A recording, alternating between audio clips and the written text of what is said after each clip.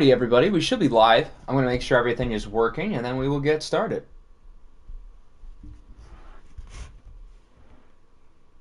Audio sounds good.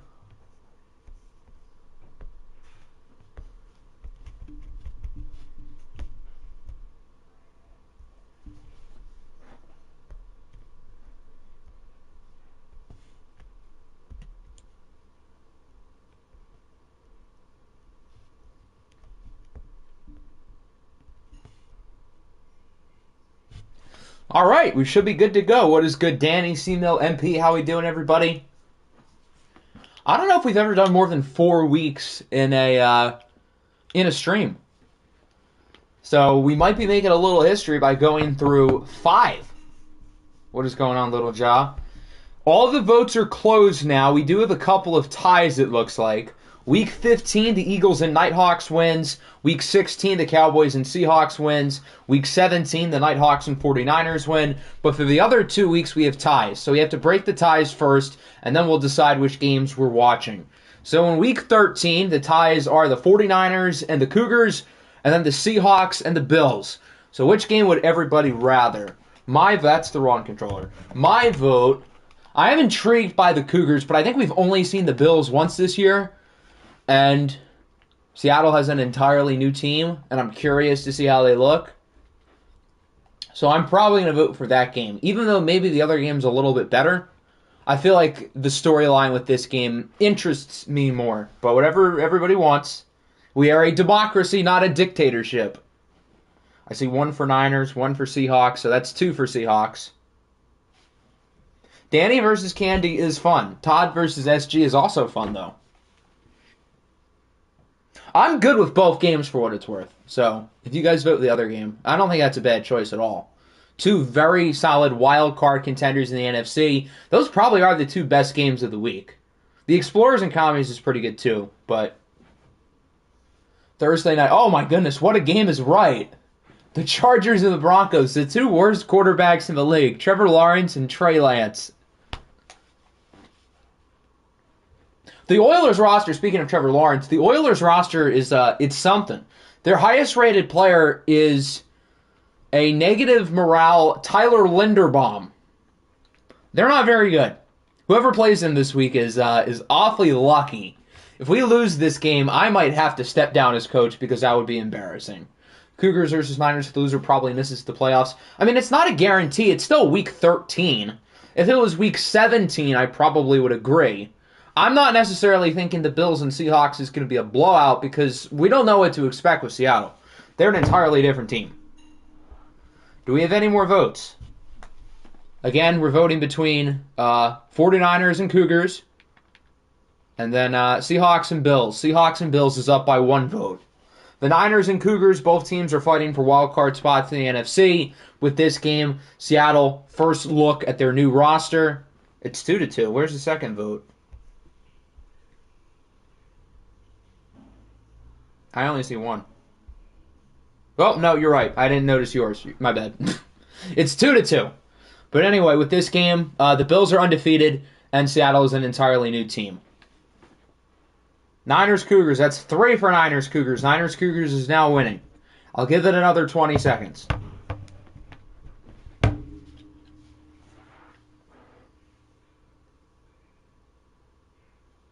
Start a poll if I should leave work 20 minutes early. Get that bread. Another vote for Cougars. Cougars has 4. 5, 4, 3, 2, 1. All right, so the Niners and Cougars is our winner for week 13. And then week 14, the tie is between the Commies and the Dreads, and then the Eagles and the Cowboys. I think the logic for this week is kind of similar with the 2 games last week. These are both playoff contenders. Whereas here, Dallas is really good, and the Eagles have an entirely new team. I kind of want to watch the Eagles. Although I also want to watch the Dreads. We haven't watched the Dreads or the Eagles, I don't think, this year. I don't know which game I'd rather. I'll say Eagles and Cowboys for the rivalry. Although I do want to watch the Dreadnoughts. Because Jalen Hurts is pretty good. But I'll vote for the Eagles and the Cowboys. Eagles, Cowboys, Eagles, Cowboys, Eagles, Cowboys. Okay. Unfortunately, MP, it looks like you're going to be the only vote for your game. I don't think we're having any comeback. So the Eagles and Cowboys wins for Week 14. So the 5 games that we've got today are Niners, Cougars, Eagles, Cowboys, Eagles. Oh, I didn't even notice the Eagles won again. Oh. And the Cowboys won too. I'm switching my vote even though it doesn't matter. Eagles, Nighthawks is Week 15. Cowboys, Seahawks is Week 16. Nighthawks, Niners is Week 17. C-Mill didn't. Technically, couldn't we tie it now that I'm switching? Danny, Nick, and Little Job voted for the Cowboys and the Eagles. So technically, it's 3-2.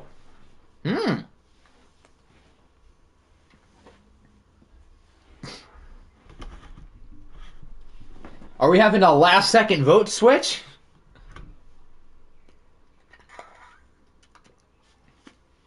If you want the argument for the better game, I feel like the other game is better. I only voted for this game originally because of, A, the rivalry, and B, Patrick Mahomes is now with the Eagles, but the Eagles and Cowboys both won another week, whereas the other two didn't. Low-key, I'm hopping ship, and C-Mill said MP. It looks like we have a vote switch. This game is 4 votes. The Commies and the Dreads wins for Week 14. Okay, so now I can officially say the games are Niners, Cougars, Commies, Dreads, Eagles, Nighthawks, Cowboys, Seahawks, and Nighthawks, Niners. The Nighthawks and the Niners, I believe, are the only team here twice. Now Danny's flipping. Now Nick is all alone. You might as well flip too. Okay, so step 2 is we have to decide which 2 games we are watching. I'll write them down just so it's easy for everyone to remember. I'll put it in the stream chat and then just type out the letter, I guess.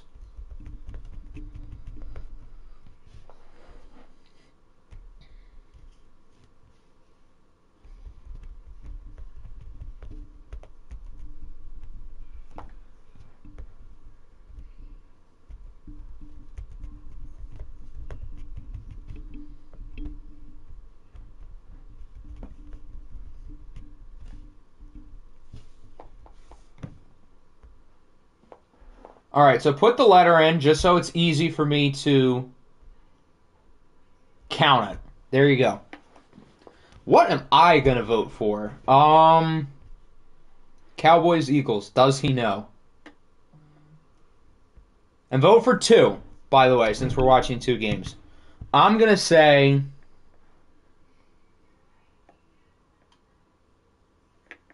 Why is everybody voting for 1 game? Guys, we're voting for 2. Pick 2. I will pick... I'm going to pick D and E. A and E, A and E. I see a lot of E. Good. I'm glad everyone wants to watch E. I think that's a good choice. C and E, D and E, E and D, D and E. So there's 3 for E and D. 4 for E. Okay, we all know it's going to be E. Let me just count the other ones, because pretty much everyone's picking E.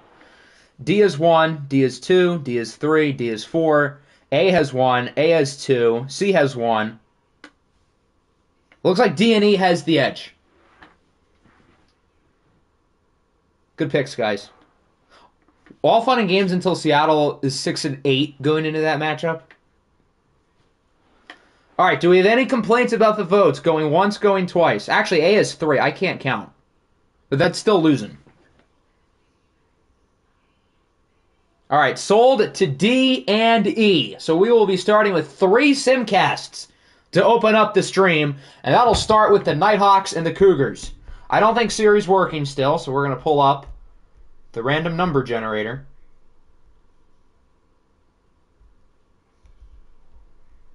It lands on 2. Who's home? The Cougars are home. The Cougars are 8-4. I knew they were good. I didn't know. I thought they only had 7 wins. Huh. Good for them. Good for Candy.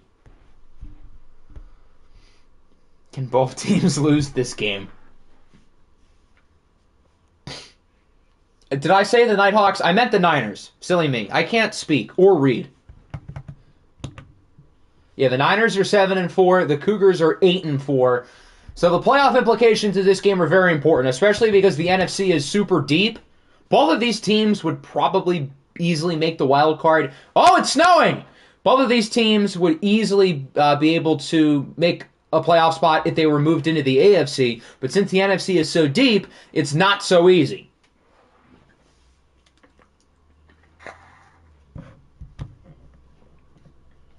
And who doesn't like snow?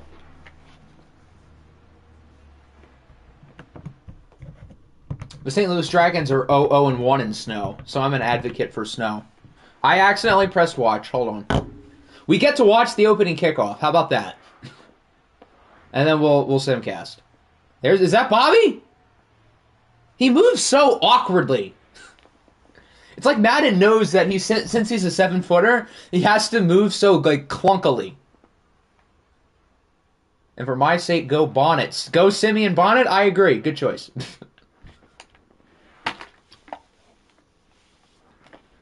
Cougars score. Niners score quickly after. Wow, the Niners with 10 points quickly. We've got ourselves a game. Look at this. A lot of offense. The Cougars with 28 in the first half. But the Niners are hanging around. We're going to go slower. The Cougars had the edge. They're up by 8. Oh, they just scored. They're up by 15. Niners need a little bit of a run here. I hope San Francisco's not out by the time we watch their game. I don't see how they would be. Lions release Marvin Jones. Oh, so it's that kind of issue. Well, I hope he's all good, but for football, that's probably not the worst thing in the world. So the Cougars get the job done. They are now 9-4, continuing to win games. 35-27. The stream keeps breaking for you. Well, your team's ability to win is also breaking. Can the end zone stop having a seizure? It's family stuff. I think, yeah, he was out last week because of personal. And then the statement came out like 15 minutes ago that he's stepping away. So it's not because of football-related reasons. Even though on the field he's not good. But hopefully on the field he is good because he's a great dude. Steven Universe, 3 touchdowns, 3 interceptions. Justin Pope was okay. Only completed 51% of his passes. The one year I don't expect the Cougars to do well. Well, apparently Steven Universe is a dog, although he turned the ball over 3 times, 2 of which were picked off by James Bradford, the former almost Cincinnati Bengal.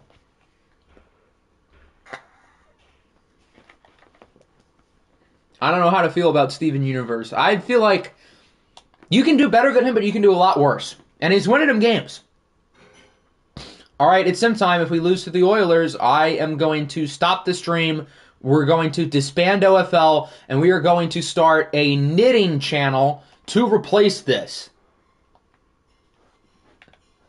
Man, if we lose, I will not hear the end of it. Dallas with a bye week.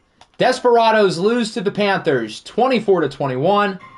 Bailey Gabriel was pretty solid. Kyler Murray was also Why am I nervous for our game? We're playing the worst team in the league. I shouldn't be nervous. I see something big. Does it rhyme with Will's Was? At this point, there's a small part of me that hopes the Bills go undefeated because it'd be cool, but at the same time, I want my Niners team to still be the best team ever. So, the Eagles, welcome home, Patrick Mahomes. They beat the Texans by 16. Mahomes plays very well in his debut. Lamar Jackson was not as good. W Texans. The Texans lost.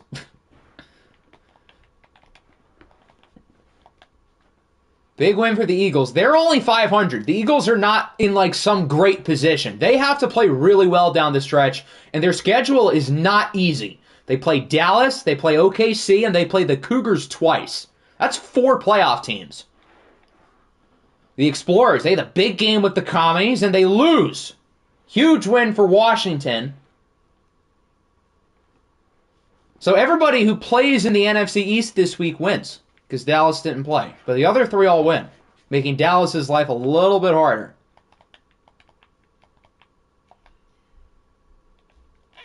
Niners lost, obviously. The Eagles lose to the Raiders. Hugo Fredrickson played fairly well. Dak, not so much.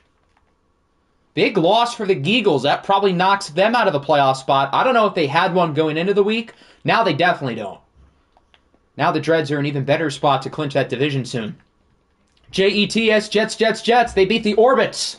41-31. The Desmond Ridder, Drake May revenge game. Both of them played out of their minds. Wow. Probably going to end up being two of the best QB performances of the week. Quentin Johnston, the league's leading receiver, continues to dominate. Why is he so good? Lions keep on losing. This time to the Monarchs. Phil and Caleb were both solid. They each had a couple turnovers, but overall pretty good. DeAndre Hopkins, welcome to Detroit. 9 for 160 and 3.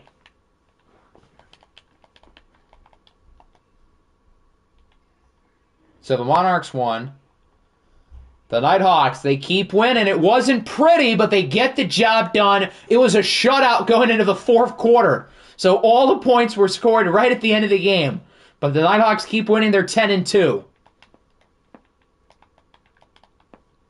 It's hard to not make the playoffs with 10 wins. It's happened in the NFC before, but if the Nighthawks win another game, they'll be good. All right, here we go. Oh, thank God. Oh, man, I was scared.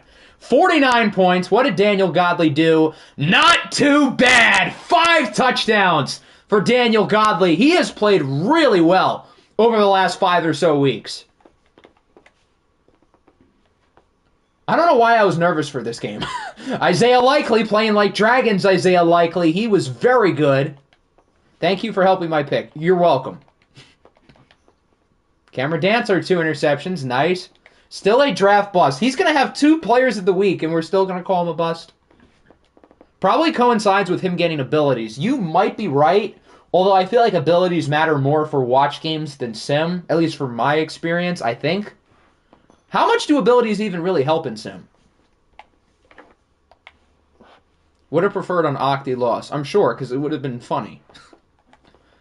Unbiasedly, that would have been hilarious if we lost, but since it's me here, I can confidently say that I would not have wanted to lose.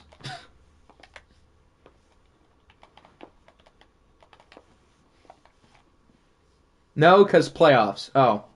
Well, that makes sense. Yeah, you guys need us to lose. The Raiders won. They won 3 in a row. They're looking good in this division race. The Ravens lose to the Colts. Thank you, Indy. Yes, we play the Colts next week, but our schedule then gets really easy to really hard very quick. So as long as we can take these easy games out of the way, I think if we win 10 games, we will get a playoff spot. And right now we're at 8. So as long as we're at 10. But I know we have Seattle. We have the Dreadnoughts as well. That's 2 really strong teams at the end of the year. Okay, how about the new look Seattle Seahawks? They beat Buffalo by 13. For the Bills' playoff aspirations, this changes nothing. They will still probably comfortably get the number 1 seed. But we will not have an undefeated team this year. The Bills lost 1 game last year, and, well, they're at 1 loss this year. It happens. The season is over. Bryce Young, welcome to Seattle. Both new quarterbacks with upset wins for their new teams. But yeah, the Bills still have at least like 2 or 3 games on everybody in the conference. They're fine. So, I wouldn't worry too much. Although, big win for Seattle. Shout out to the Seahawks. The Steelers keep winning. How many losses do they have? They have 4. And I think they're in second place. So, that kind of just tells you where the Bills are. Especially beating a team like the Titans, who also could make a run. So both the Texans and the Titans lose. The only team that won in the AFC South was the Colts. And so the Steelers are still ahead of the Bengals within the division. No, wait, no, we're still tied. I can't wait. Have they had their bye week? No, so they're still a half a game ahead of us. Assuming we beat the Colts, then we'll be tied. I think the Steelers would still have the tiebreaker, though, as of now. Vikings with a bye week. Bengals win. Hooday! Bills lose. Don't get to say that too often. The Broncos beat the Chargers with their new quarterback, Trevor Lawrence, who, for how he's played this year, this is honestly a pretty good performance. In general, no, not so much. This really is definitely now the Raiders' division to lose. They are firmly in first place because they're the only team who doesn't flat out stink. Maybe the Chargers are happy that the Jamar Chase trade got vetoed and they still have all their picks. And that's everyone. Okay. So an interesting week. No more undefeated teams. Players of the week. Daniel Godley, along with DeAndre Hopkins, James Bradford, and Jalen Ramsey. If your favorite player has more players of the week than Daniel Godley, your favorite player must be pretty good. Nobody's clinched. How are the Bills not clinched? Well, I guess they will next week. It's fine. So in the AFC North, the Steelers are a half game ahead of the Bengals. Assuming the Bengals win this week, will be tied. But again, the Steelers currently at the tiebreaker. The Ravens are 2 back. They're starting to fall off a little bit. In the South, the Texans are still in first place as both them and the Titans lose. I do not like this stream. The Bills can clinch the division with a win and a Jets loss. The Raiders are 3 ahead of the Broncos.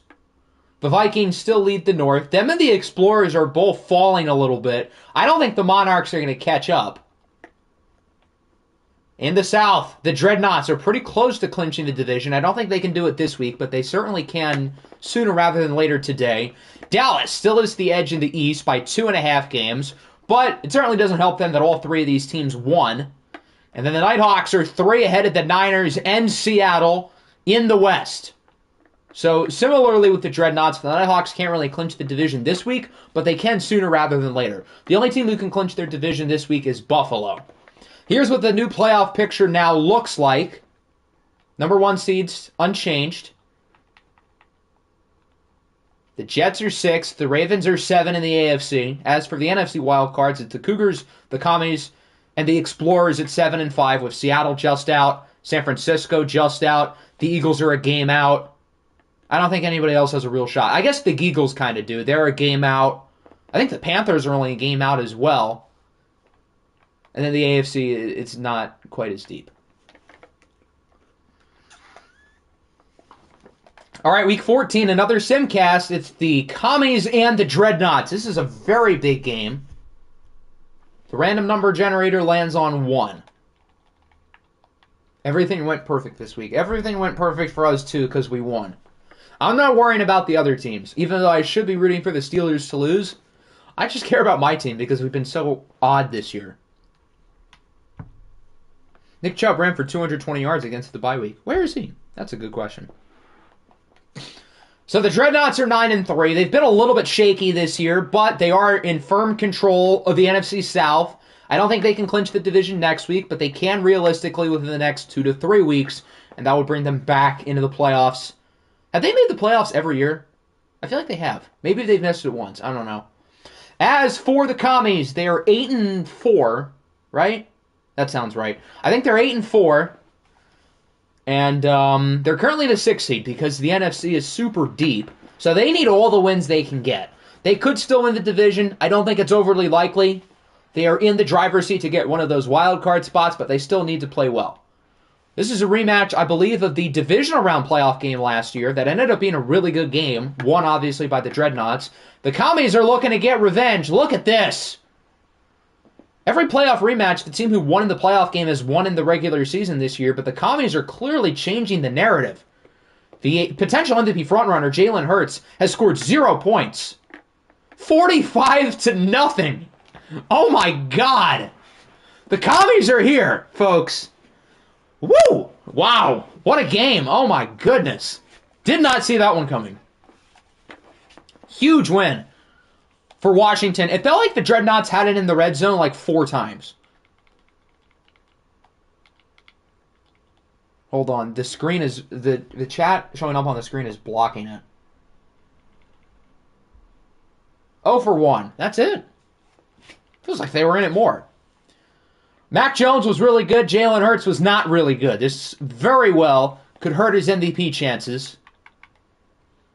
Najee ran it really well. Damian Harris ran it really well. The two Alabama Harrises. Nobody really stood out in the passing game. A lot of sacks. Oh, boy. Max Crosby, 2.5, leading the way. And 2 interceptions for Rezjon Wright.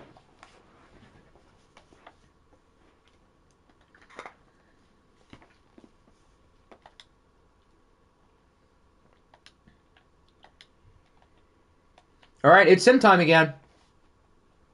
Bengals, please win. We're playing the Indianapolis Colts. It's the Connor Weston and Daniel Godley Bowl, the top 2 quarterbacks. I wonder who's going to win. If we lose to the Desperados, I'm drinking a glass of vinegar. This is how I felt last week. I'm not as nervous this week because I don't think losing to the Colts is as embarrassing. It'd still be bad, but I don't think it'd be as bad. Cougars had a bye week. The Cowboys beat the Eagles 28-14. So Dallas holds on to their comfortable lead in the division. Both QBs were all right. Nick Chubb doing Nick Chubb type things. The Eagles are under 500. They need a lot to grab a playoff spot. It's still possible, especially if they play well, which I think they can.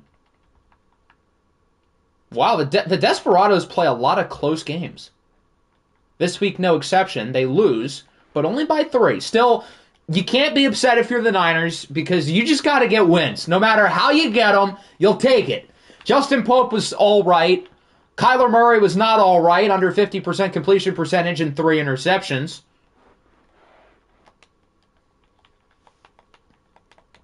Two sacks for DeForest Buckner and an interception. Damn!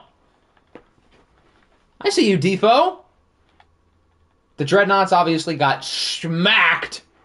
The Eagles lost. The Explorers get back on the win column. They needed this one. They beat Carolina. So the Explorers hold on to a playoff spot for now. Could they take first place in the division? It's possible, depending if Minnesota loses. Also, I think this is the last week of bye weeks. So after this week, we have a full 16-game schedule. Marlowe with 2 interceptions. The Niners won. The Geagles, oh, they beat the Nighthawks. The win streak is snapped at, I believe, 8. This is a huge win for Mexico within the playoff race. What week is it? This is the second week, week 14. You guys won your first game, and I know you have off this week. So as of right now, you're half a game ahead of us. Assuming we beat the Colts, then we'll be tied. And you currently at the tiebreaker, so you'll still be in first place.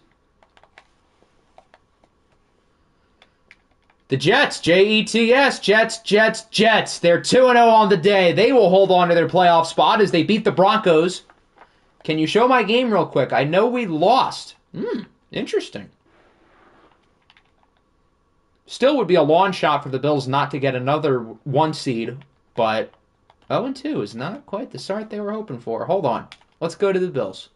Who did the Bills even play? Oh! Minnesota! Okay, I see you, CJ. Isaiah Thomas did not have a very good game. And so the Bills fall to 11-2. They're still the comfortable number 1 seed, but Dallas now is the best record in the league, right as Nick types it in, I realized. Nick Needham with 2 interceptions. Could the Bills and Jets game be like kind of important? How many losses does Jets have? 1, 2, 3, 4, 5. If the Jets win both of these games, it'd still be a slim shot, but it's possible. If the Bills win either of these games, they clinch the division. Lions beat the Oilers 31-14 in a tank bowl. I don't think either of these teams even had their pick. I think the Lions pick belongs to the Desperados because of A.J. Terrell. Blech. There's cut loose. And obviously the Oiler pick belongs to Buffalo because we love handing out the Bills free draft picks. Monarchs lose to the Texans. Houston back on the win column. Lamar Jackson and Phil Chippendale both play really well. The 2 quarterbacks who won me championships are facing off. It's like watching my 2 children battle it out. Who am I supposed to root for? Zach Lawler, 204 and 2 touchdowns. That might win Player of the Week.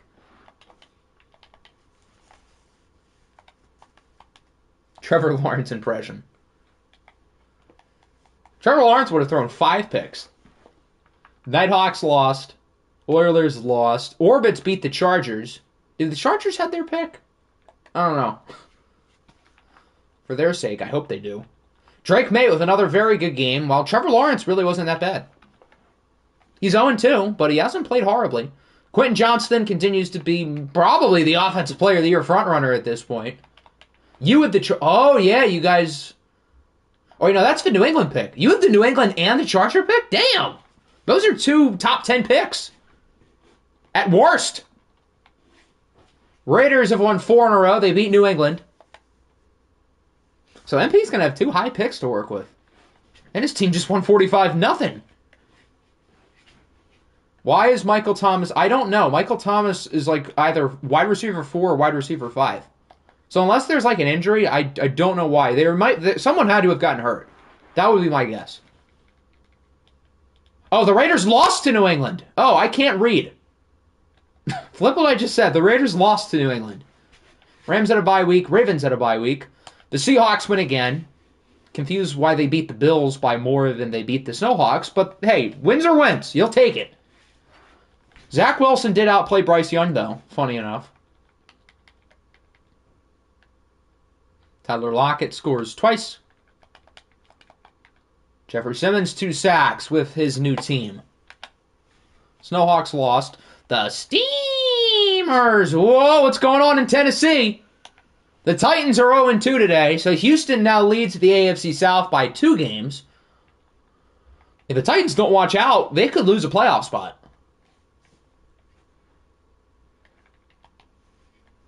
So this is obviously very good news for the Texans. Why is Tua starting? That's a great question. I was about to say that would explain why they lost, but they didn't lose. I can switch it. If you want to keep this Pokemon, you can keep it. I obviously didn't touch it. I don't know how that would have happened. I do know how it would have happened. EA Sports. That's how. So the Steelers had a bye week.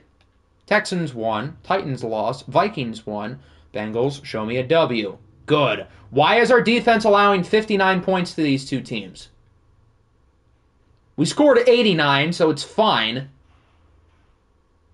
But still. Daniel Godley is carrying us to wins. What is happening? The doubters are silent. He's thrown 9 touchdowns today. That's my quarterback. He's here, folks. Devontae Adams this time was the man who led the way, although Isaiah Likely had another really good game. I need the meme where it's like 2 pictures. One picture is Puma Whitlock. The other is Daniel Godley.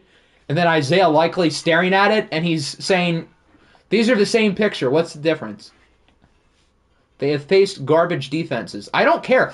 We scored 89 points. That's a lot. I don't even know if the Oilers have scored 89 points all year. I'm kidding, mostly. It took him 8 weeks. No, he won Player of the Week like 3 weeks ago. I don't see how... Why are we making excuses? He's playing really well. Let me enjoy this, damn it. We saw this game. Yeah, we started with the Commanders. Chargers, we saw them. They lost. Colts, we saw. They obviously lost. And then the Commanders. Blech, I can't speak. All right, that's everyone.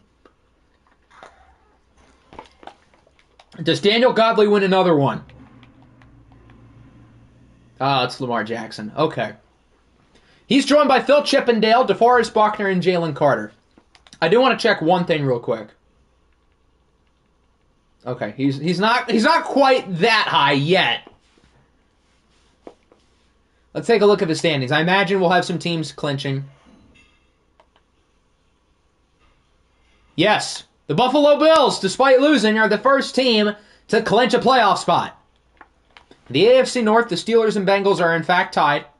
The Bengals take care of business with the 2 games that, well, they had to win. But the Steelers still have the tiebreaker because of inter-division record. They're 3-1, we're 3-2. So the Steelers still control their own fate for the 2 seed. In the AFC, whoa, the Titans are 6-7. They lost 5 in a row? I did not know that. The Titans are falling fast. Houston leads by 2 games. The Bills can clinch the division with a win over the Jets. And then the Raiders still lead Tank Division.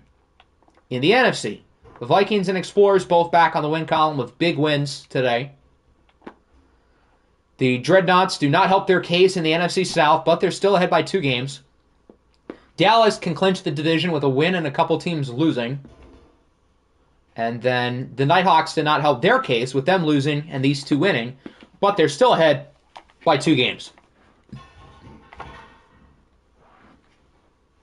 Doubt we beat the Bills. Honestly, for the memes, I kind of want to see the Jets make a run at this division. Here's your playoff picture. Nothing has changed in the AFC. Not much has changed. I don't think anything's changed in the NFC. I think this is the exact same. Hold on. Let me try to find it. Yeah, this is the exact same photo from last week. No changes. But here, why don't we look at the rest of the standings to see what the situation with the wild card is. So the Ravens are in 7th, and they're alone in 7th. There's a few 6 and 7 teams in the mix as well. The Titans, the Patriots, and the Orbits. I would say this top 6, I would be shocked if anybody within this group does not make it. From everybody down to the Raiders, because the Raiders comfortably lead their division, and then these 5 teams are clearly the 5 best teams in the AFC. Who would have thought the Jets are with us, with their negative point differential? These 6-win teams have a shot. I guess the Steamers do as well, but they'll need a lot. I feel like the Orbits have played kind of well recently, and New England's won 4 in a row. As for the NFC, there's more talent here. So the 7th seed is the 8-5 Explorers.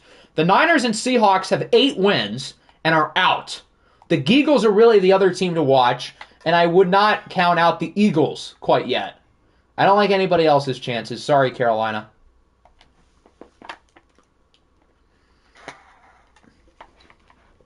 All right, that'll bring us to our 3rd and final simcast of the day, which is between, I think, aren't we doing the Eagles? Yeah, the Eagles and the Nighthawks. Although, really, the Seattle-San Francisco game is the important one. Lands on 1. That's the Eagles.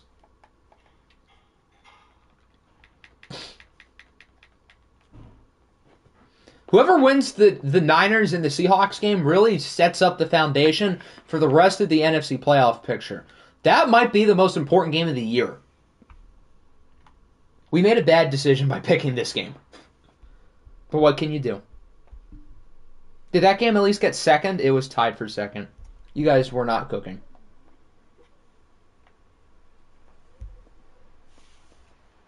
Can't believe I have to root for the Eagles. Well, I don't think the Eagles have a shot to win the division, so whatever they do does not affect you. The Eagles have to win here. They cannot afford to lose many more games. Their margin for error is very slim, and because of that, they are dominating. Another Simcast blowout. At least the Nighthawks scored. Actually, are going to score quite a bit here in the 4th, but it will not matter. Are the Nighthawks starting to fall a little bit? Whoever wins the Seattle-San Francisco game is only 1 back in the division. How much is San Francisco going to win the watch game in Week 17 against these guys? My guess is 20. Jacoby Brissett was not very good. Patrick Mahomes was.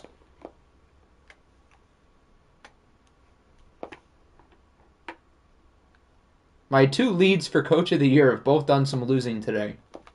I would assume the other one would be probably SG, because he's done some losing today. Jalen Johnson, 2 interceptions. Cowboy legend. I can't think of what other Coach of the Year has had their team struggle today. The Titans? I mean, the Titans, I don't think this is a Coach of the Year candidate, although they sure have struggled today. It's Frank and SG. Okay, that makes sense. All right, it's sim time. Again. Who dey? Who dey? Who dey gonna beat them Bengals? We play Seattle this week, right? No, I'm stupid. Seattle plays San Francisco. What the hell?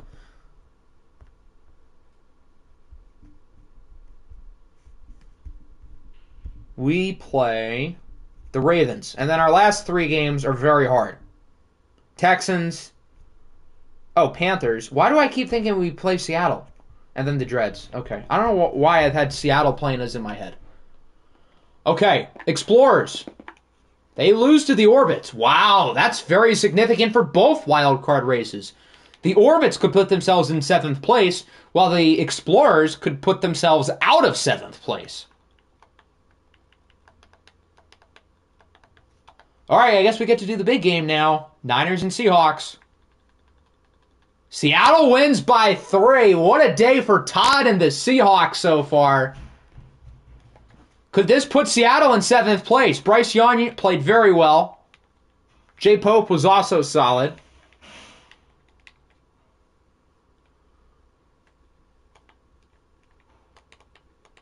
So Seattle's completely revamped their roster, and it is working. The Geagles, they need to win, and they do, over the Desperados. Kyler Murray, after a couple bad games, was very good, but he still loses. Do the Desperados still only have 1 win, or do they have 2? I don't know. I forget.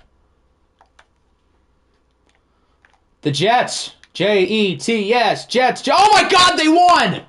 The Jets beat Buffalo! What is happening in Orchard Park, New York? The Bills have lost 3 in a row.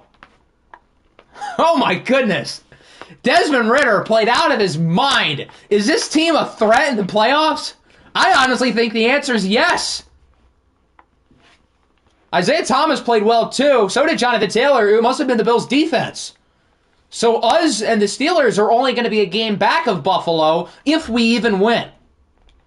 I know Buffalo has the tiebreaker over us. I don't know if they played the Steelers. I don't think they did because we don't play the AFC East. Lions beat the Rams. All right, let's cool down. Now we have 2 bad teams. Little John, Coach of the Year, book the parade. The Jets winning the division would be objectively hilarious. So I hope it happens because I like memes. The fact that both of our games are at the start of the year is actually tragic. You are 100% correct. If we got to play each other now, that'd be so important. The Monarchs lose to the Vikings, so Minnesota now leads the North by 2 games, with Columbus losing. CJ didn't even play well, and they still won. That says something about the Vikings.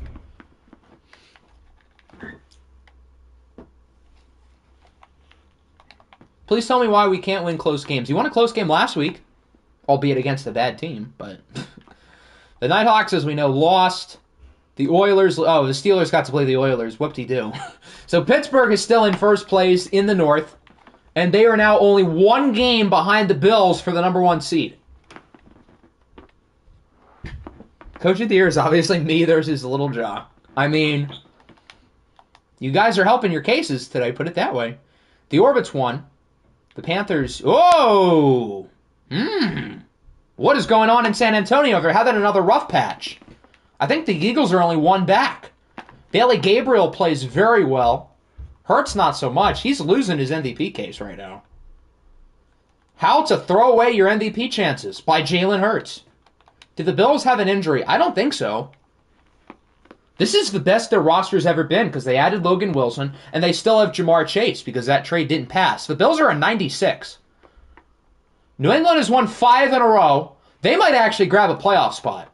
I thought they were crazy for trading their 1st-round pick for Jamel Dean, but here we are. They keep winning. They're 7-7. Depending on what happens in Baltimore, they could be in 7th place right now. 30 minutes ago, I thought they had no chance. The Raiders beat the Chargers. Did Jamel Dean help them that much? Clearly, although they were winning quite a few games in a row without him. This is what happens when you start Tua. Yeah, I think any chance the Steamers had is now pretty much toast. Switch to cocky. Can do. The Rams lost. Oh my Christ. The Ravens beat the Bengals, so Baltimore holds on to 7th place. Oh dear, here we go. At least Justin Fields didn't play well. The defense showed up for once and we lost. Okay. So the Bengals are going to hold on to 5th place for now. The Steelers are in a good spot, although it's only a 1-game difference. Although, since we lost to Baltimore, that's another inter-division loss. So it looks like the Steelers, no matter what, are going to have the tiebreaker. So we need a better record for them, which right now we don't. The Snowhawks, did we see this game? I don't think we did. Honestly, I'll take the 5 seed because that means we get to play the Raiders in the first round. Who would be 3? 3 would be the Texans. Oh, I mean, if we play the Texans, we're going to win because whenever we play the Texans, we always beat them. It's tradition.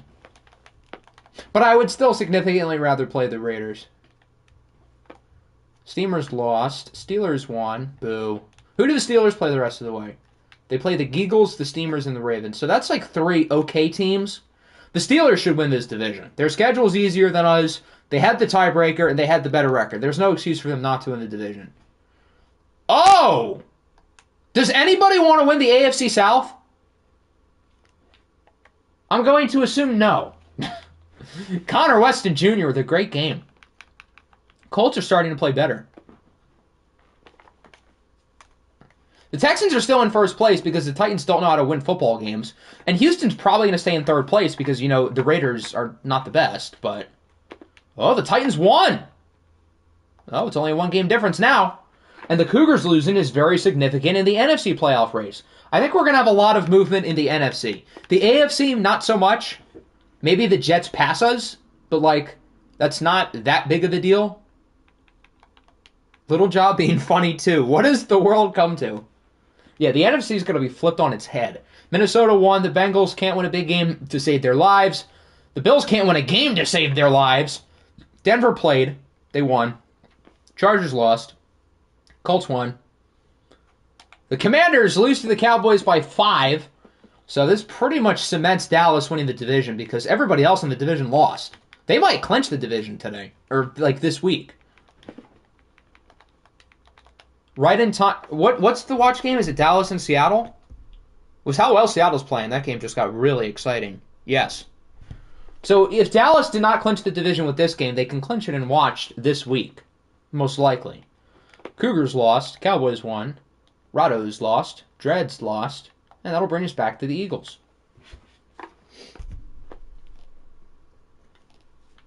As for the players of the week. Kyler Murray, Desmond Ridder, Jalen Johnson, and Tremaine Edmonds. This is for Autumn Falls. Okay, let's calm down with the simping, guys. All right, let's take a look at the standings. Dallas is 13 wins, so they do clinch the division. They're 3 games ahead of everybody else. They can clinch the 1 seed with a win.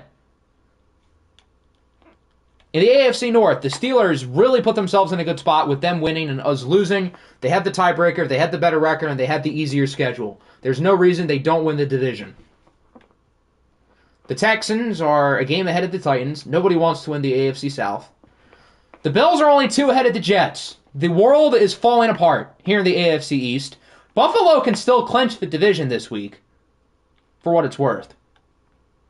The Raiders can clinch the division with a win and a Broncos loss.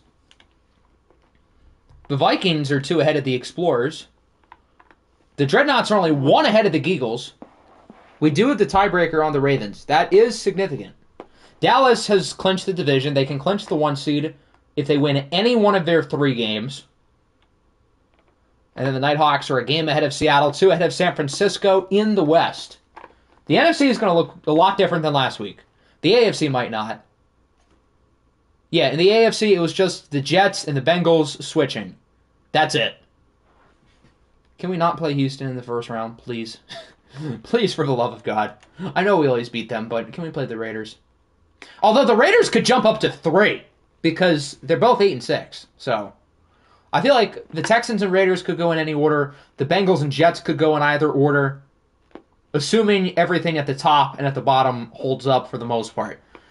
As for the NFC playoff picture, a lot of movement. The Vikings climb from 4 to 2. The Nighthawks drop a spot. The Dreads drop a spot. Seattle wasn't even here last week. Now they're 5th. The Cougars drop a spot. The Commies drop a spot. The Explorers are out. Why is the NFC so stacked? I don't know. The NFC is so much better. So the Ravens are still 7.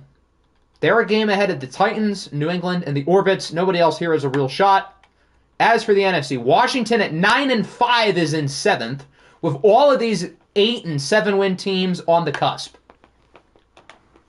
I'll switch the Steamers quarterback to Mr. Butt Cannon, and then we can watch our first game of the day. We've only been streaming for, like, how long? for 50 minutes, and we're finally going to watch some football.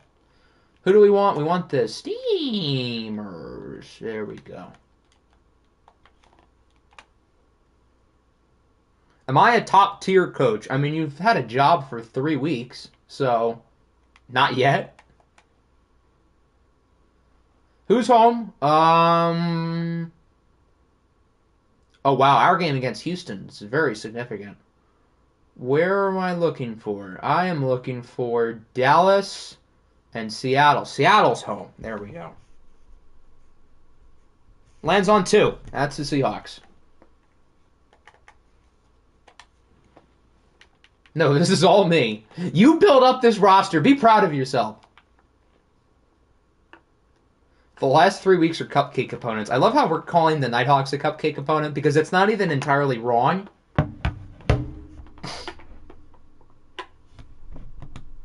Normal Whites. And then, I don't think we have a representative for Seattle. Todd is not here. So what do we want to do for the Seahawks?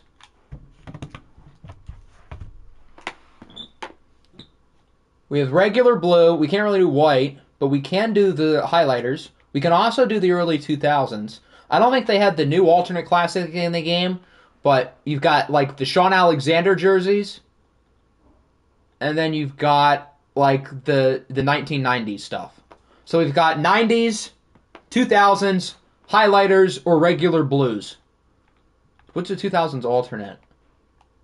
This one with the greens? The navy.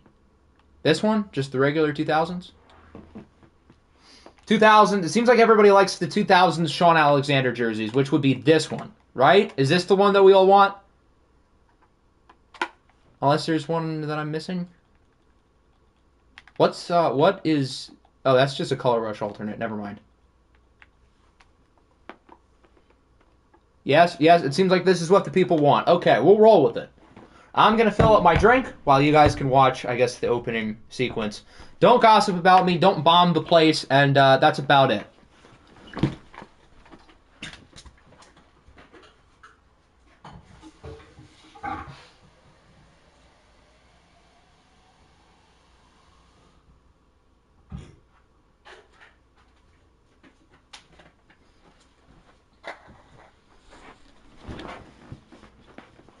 Alrighty, we are in week 16.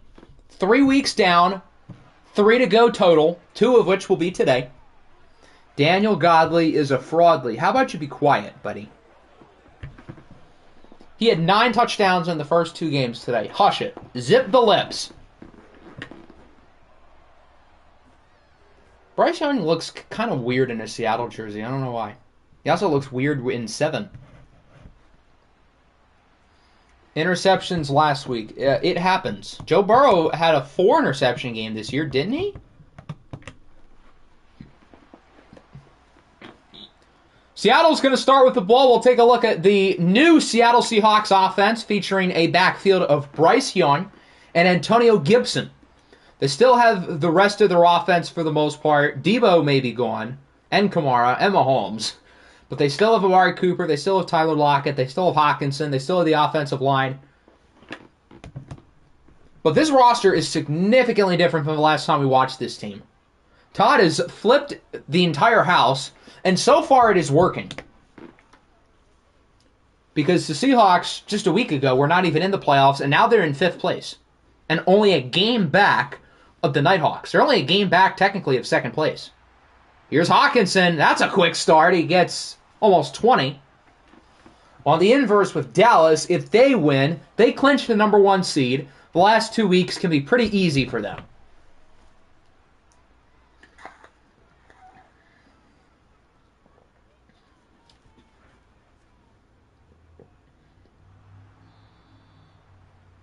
Nothing for Gibby. Is that Jordan Davis? Known Seattle Seahawk legend, Jordan Davis.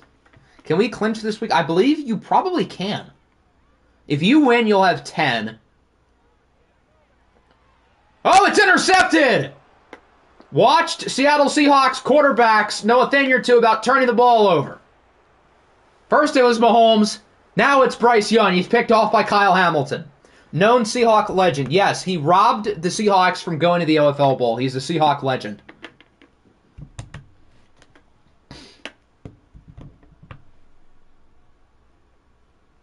Don't let Todd watch this game. We're only a minute in. Let's calm down. Kyle Hamilton has that dog in him. Here's Joe Burrow. He's had a season. I'll give you that. How tall is Hawk? He's pretty tall. I think he's like 6'5", 6'6". He's a big boy. I have a plan on offense. Give it to Nick Chubb. That sounds like a good plan. Need to win over the Pats and a Titans loss. That sounds about right. Did you beat the Orbits twice? If you did, then you would have the tiebreaker. So far, the plan is working. Are the Cowboys in my division? Yes. The Cougars used to be the Giants. So you're in a division with the Cowboys, the Eagles, and the Communists.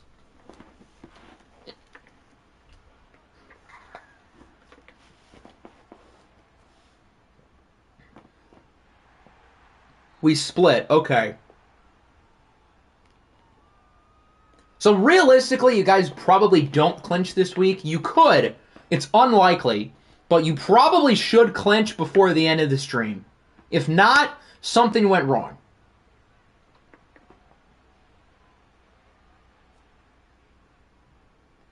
Here's Chubb again. Breaks a tackle. There goes Nick Chubb. Can he break another? He does not, but he brings it to the 13.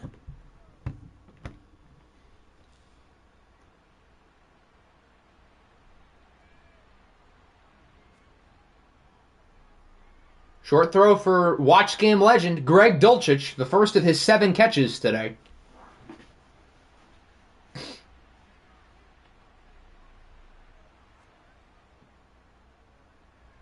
Here's Chubb again. He's in. The Cowboys get the interception and they capitalize with a quick touchdown.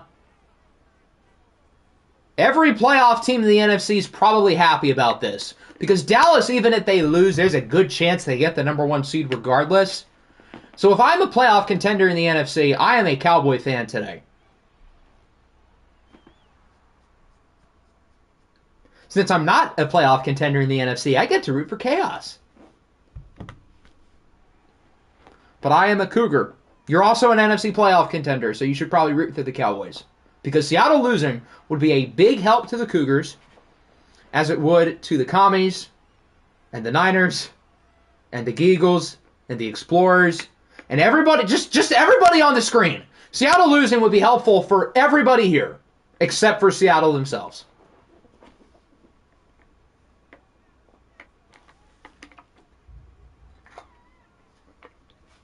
And to the Little Shot Coach of the Year agenda. I guess so. If Seattle wins out and gets the 2 seed, I'm putting Todd on the ballot. So Seattle losing would actually help Little Jaw's case. Everyone except Seattle, okay. If I'm OKC and San Antonio, I'm rooting for the Cowboys as well. If I'm OKC, I really want the Cowboys to win because OKC has to win this division. And they have a watch game next week, which means they might lose. Here's a big run for Gibson. But San Antonio can't get the 1 seed because they only have 9 wins. So they might as well root for Seattle to lose because in case Seattle wins the division, or if San Antonio doesn't win the division, that could be helpful. So they're 10. No, I thought they only had 9 wins. San Antonio? Hold on, let me find the picture because San Antonio has not had a good day today. I think they're 9-5.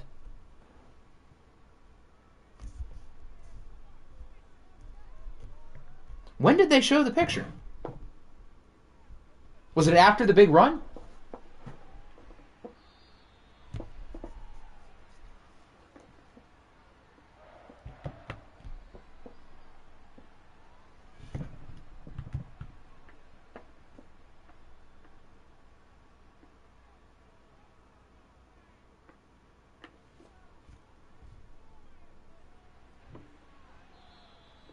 I don't think it was after the big run.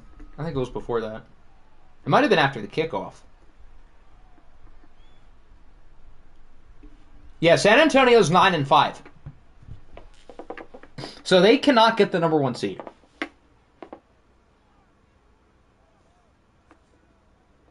So they have no care about Dallas, but they should care about Seattle in case both teams win the division or both teams don't win the division. Minnesota's the one team you could argue might be rooting for Dallas, but even so, they're closer to the Explorers within their division than they are to the Cowboys. So realistically, Minnesota's not getting the number 1 seed. So another team in the NFC playoff picture losing is helpful. What was that coverage? Bryce Young with a dime to the 11 for Tyler Lockett. I should clearly be a Coach of the Year candidate, no question. I don't understand how I beat the Seahawks earlier, but they are ahead of me. Maybe they beat the Cougars and the Cougars have some tiebreaker over you. That would be my only guess. Because Madden is actually usually correct with the tiebreakers. Madden's not right about a lot of things, but they get the tiebreakers right. As Bryce Young breaks a sack. And he's still sacked anyway by Alex Highsmith. Yeah, the Cougars beat you. I would guess Seattle probably beat the Cougars. So it might be like some three-way tiebreaker. And then I guess the next tiebreaker doesn't favor you.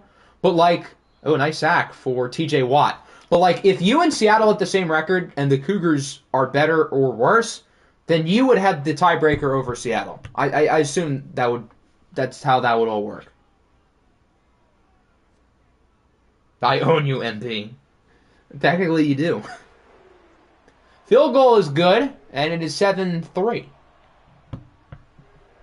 So Seattle puts themselves on the board. Did I actually need to press circle? I don't know why. There we go.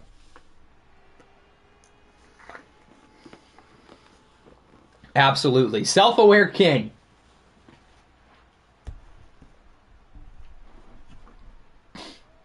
And here is the Dallas offense.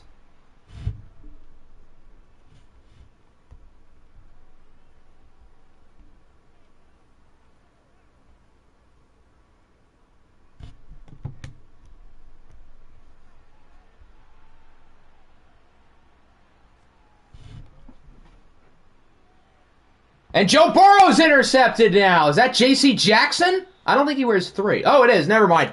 J.C. Jackson picks it off. So both quarterbacks turn it over here in the first quarter.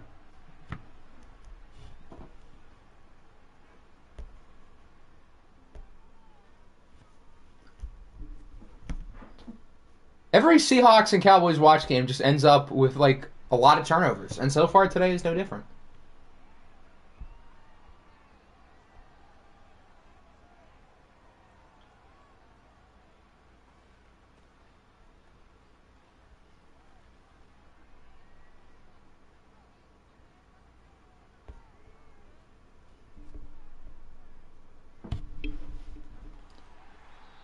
Here's a nice first down for Mr. Gibson.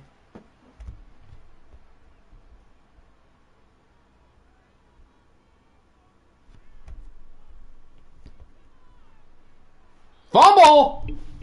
We'll have to see if he was down, but if it is, we've got another turnover. Aaron Donald picks it up. Nope, no review. That is a fumble.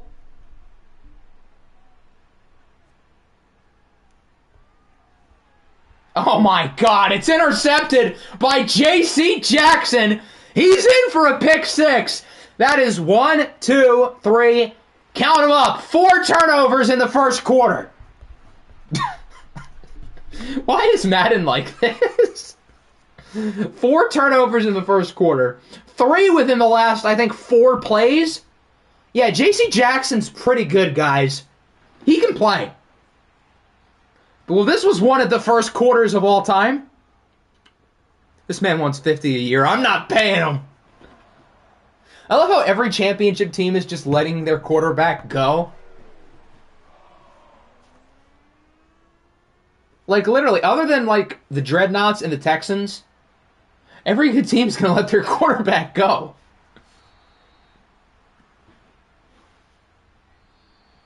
That'll end the first quarter. I'm going to go out on a limb and say the other 3 quarters won't be exciting. But on the flip side, if we get half of what we just got, then this game's going to be awesome. I was told J.C. Jackson was good. He is good. He has 2 interceptions today. He's cooking. Respect him. As Chubb loses 2. I knew Joe was a lost cause when Garrett traded him. I don't think Garrett coached the Steelers. No, that was somebody else. Garrett never coached the Steelers. He was with the Broncos. He never had a good QB. He only had Tom Brady and Trey Lance. 3rd and 8.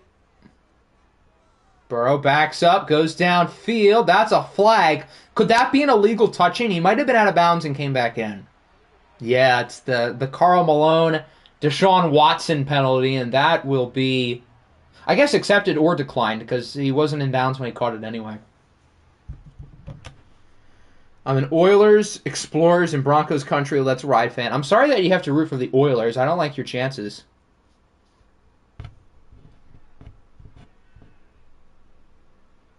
So Seattle will get it back. I didn't trade my QB, Steven Universe. Known franchise quarterback. Respect him, damn it. He can play too.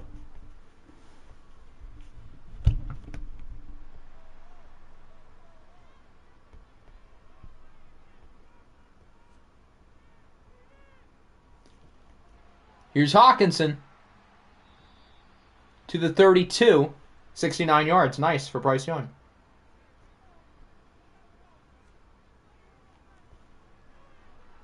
Gibson breaks the tackle. Look at him go. He's had a nice game, minus the fumble, which I guess is kind of the big deal. But still, he's been kind of good.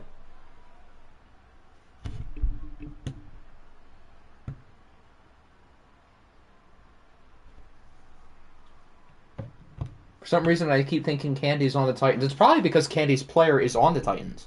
So, you're not wrong. Bryce Young fakes a sack, launches a rocket, and it's incomplete.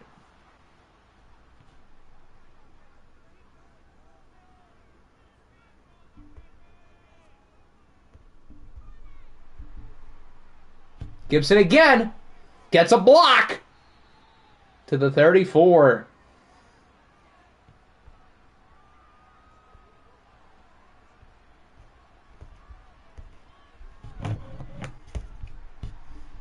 Can we complete our sacks, please? How about no? That fumble resulted in a pick six. Sounds like it was planned. You might be onto something. The Antonio Gibson fumble was the best thing that could have happened for Seattle. I thought he was going to fumble it again there right as I said that.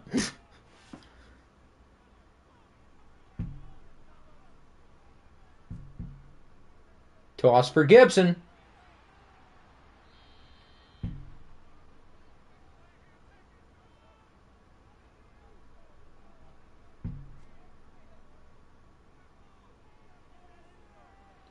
Short throw on 3rd and 6. That's not going to get it. Hawkinson only gains 2. I cannot wait for tosses to be better either. Whenever I see a toss, I know, oh, play's over. Does he have like 99 break tackle or something? If any running back to not have 99 break tackle, I think it would be Antonio Gibson. Kick is good. Hawks up by 6. Let's see if Dallas can hold on to the ball this drive, because that seems to be an issue for them. Their last drive, they did. They didn't gain anything and they punted it away, but... So why does he break every tackle known to man? I couldn't tell you. Seattle's run blocking has been really good. It seems like whenever Gibson has space, there's always a lineman near him who is just ready to level whatever defensive back is kind of close to him. Here's Chubb.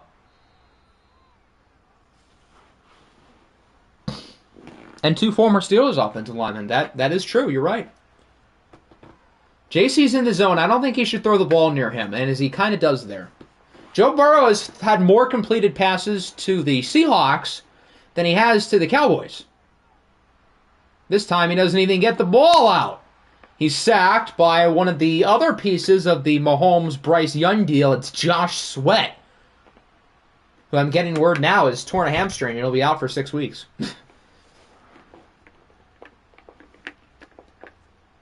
I want this man off my team now. I can already see it next year. We're watching the Cowboys week 1 against one of their division rivals, and the starting backfield for the Cowboys is Nick Chubb and Cocky Butt Cannon. I can already see it. When it happens, we'll come back to this, and I'll say, I told you so. So Nick is a sim merchant. Apparently, and as we get to the playoffs, you don't want to be a sim merchant.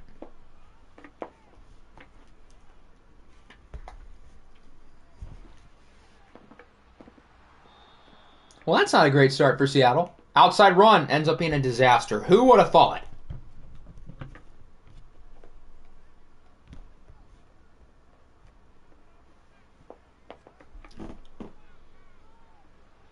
Short throw for Hawkinson. He gets 2. Let this man cook. He's burning down the kitchen. What if it's Matt Corral? That would be funny. I have no reason not to trade him now because I don't really care about the penalty, so I'm open for business. There's a nice play for Troy Franklin. Sco Ducks. I forgot they had him now. That's right. They got him from the Chargers.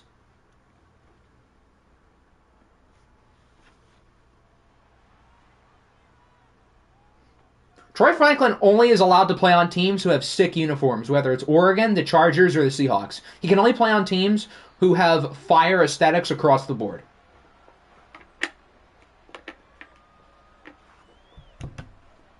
Troy Franklin, I can tell you right now, you are not a Denver Bronco. Or like 10 other teams who aren't coming off the top of my head.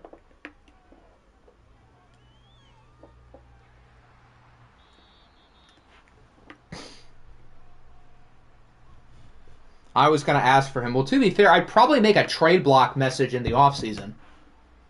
It's not like I would just privately trade him. I want offers because he's good. He has a passer rating this year of like 150.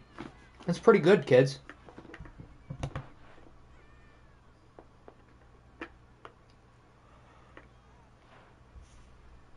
Imagine how good Todd would have been if he got rid of Mahomes with the Hector trade. That's a good point, although he's still got a nice little offer. As Bryce Young gets the touchdown, Sco Ducks! It's Troy Franklin. And Seattle's up by 2 scores with a minute left in the first half.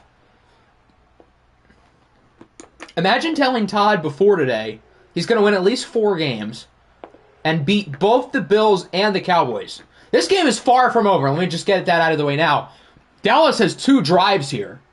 So they theoretically could get the lead before Seattle really gets an opportunity with the ball back. But with how the Cowboys' offense is played, I don't necessarily trust them to do it, especially on this drive where they're really going to be forced to throw the ball, something that they have not done so well today. Joe Burrow still only has 1 completion to his own team.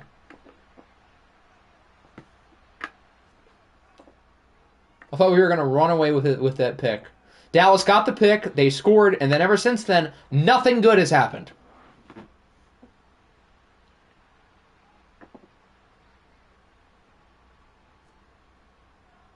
Here's Burrow on second down. Launches it up. It's caught. Yeah, oh, he was out of bounds. I thought he was in bounds, to be honest. Seattle gets lucky. Dallas might just run the clock. 3rd and 8. No, it is a pass. He's going to go short for Chubb. I swear to God. Oh, it actually worked. Look at Nick Chubb to the 43, and now the Cowboys are awake. They only have 1 timeout, though. They've already burned 2 of them on this drive. So they've kind of got to look downfield and not dump it off for the running back. And now they're out of timeouts. Oh, boy. So it'll be 20-7 going into halftime. I know there's 21 seconds left, but I can tell you with utmost confidence, unless they get a 53-yard touchdown on this play or get out of bounds, they're not scoring. Oh, he throws it up the middle of the field. They are in field goal range. Can they get to the line quick? No, they don't. Shocking, I know. 20-7 at halftime, just as I said. The Seattle Seahawks might be the hottest team in the league right now. And they have carried that over into watched with their new look squad. Dallas has to do something on this first drive, or else they're not winning this game, probably. The Browns should run a Philly special type play with Deshaun Watson, and he can go out of bounds, so we can get a Deshaun Watson illegal touching penalty. That'd be funny. Joe Burrow has been cut. Oh my God. I mean, I guess he can't get value for him now. The trade deadline's up, and his contract is up. Kyle McCord winning an OFL Bowl with the Cowboys, or whoever the backup is now, would be something. It would be something.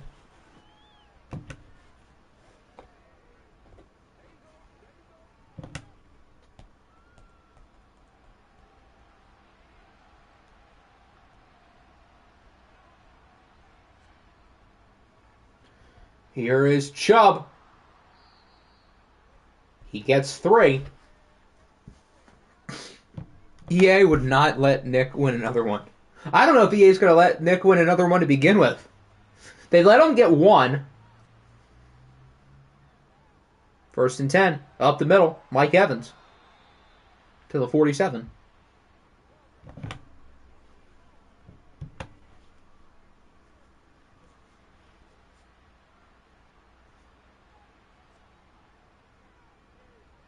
Now Chubb goes backwards. J.C. Jackson's had himself a day. Big tackle for loss there, along with his, of course, 2 interceptions.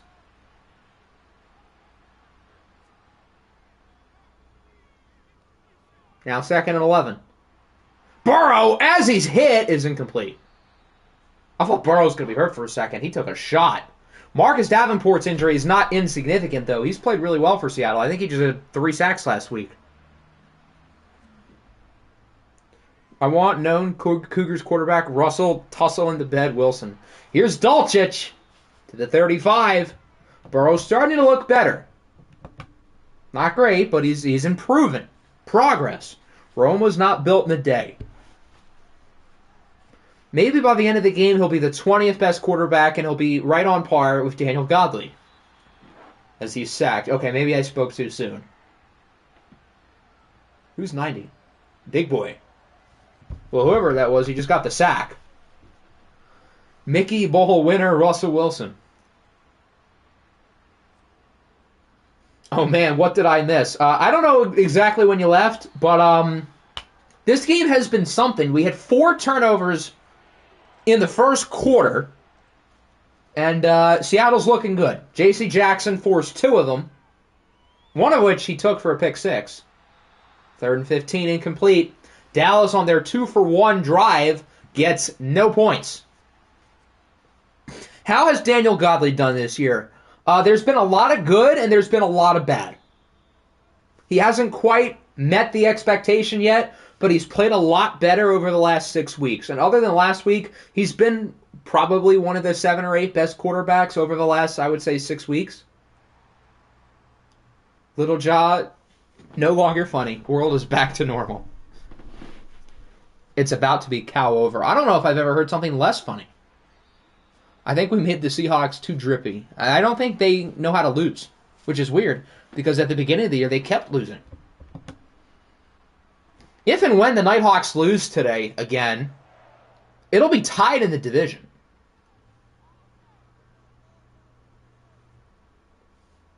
And obviously the Niners aren't out of it either. Let's not forget them. Here's Gibson.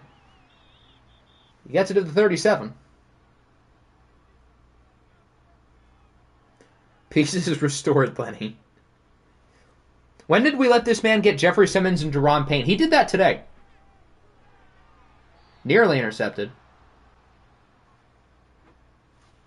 But yeah, see, Todd flipped his entire roster. New quarterback, new running back, new defense.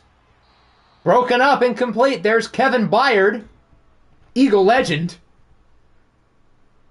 Who do I face? We play the Texans this week. So that's pretty important.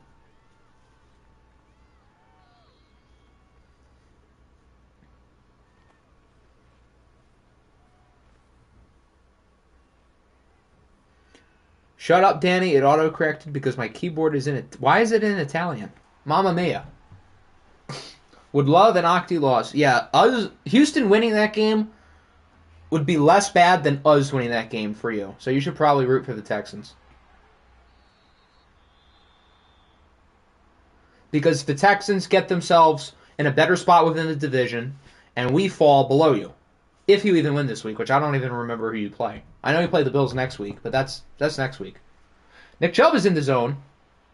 That's something.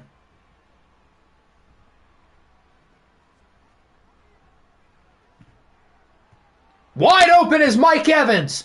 Nobody's going to catch him, and the Cowboys are back in the ball game. 68 yards for Burrow to Mike Evans.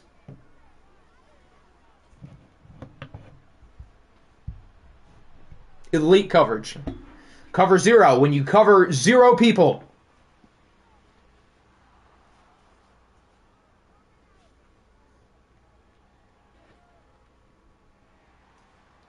So Dallas is back in it. They're only down by 6.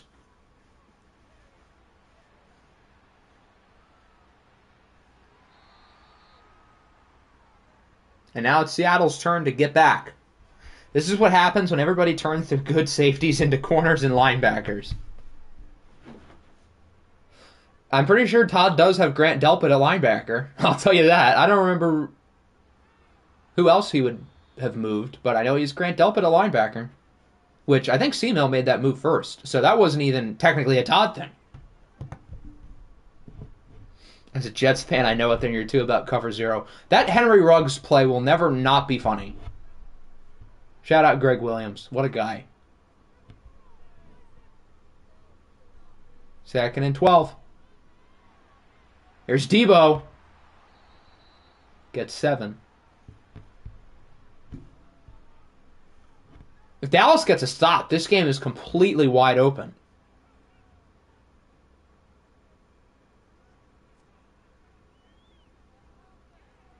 Bryce Young under pressure. Gets rid of it, and he throws it away. So Dallas has really started to figure things out. It took a little while, but they score. They get a stop. They can take the lead. I thought Debo was a Charger. You're right. That's not Debo. That would be Amari Cooper. I'm used to Debo being on Seattle. I'm not used to him not being here. But you're right. He's on the Chargers. So Dallas returns. Their last drive, well, it wasn't really a drive. It was a nice play. But let's see if they can get a consistent 5 or 6 minute drive where they can get a few first downs and a couple chunk plays.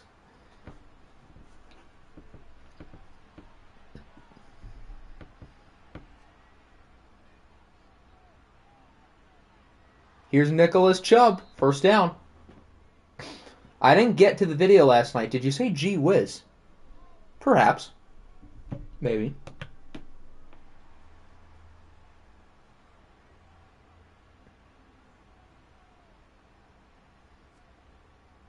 Nick, the whole league is... Let me rephrase. The whole NFC. I don't care who wins. Seattle winning would be more fun for the chaos. But yeah, the whole NFC is counting on you guys. So don't let them down. You can let them down in January.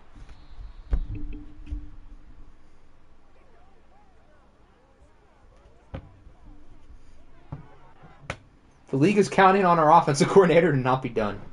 I'm rooting for the Seahawks because Leonard Eichert. That's a good reason. At least somebody's rooting for Seattle. That'll wrap up the third. The Seahawks are still in the driver's seat, but the last 5 or 6 minutes has been all Dallas. Lenny eats balls. Is that a problem?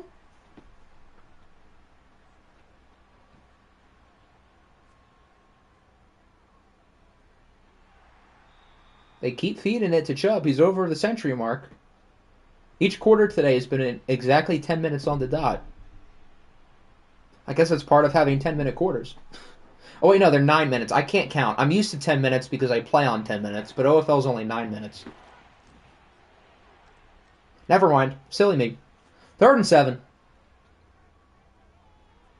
There's a wide open man. I think that's Curtis Samuel.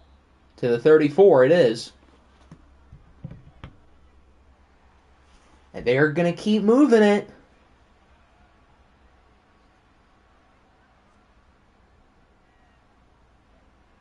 Chubb breaks a tackle. Gets 2.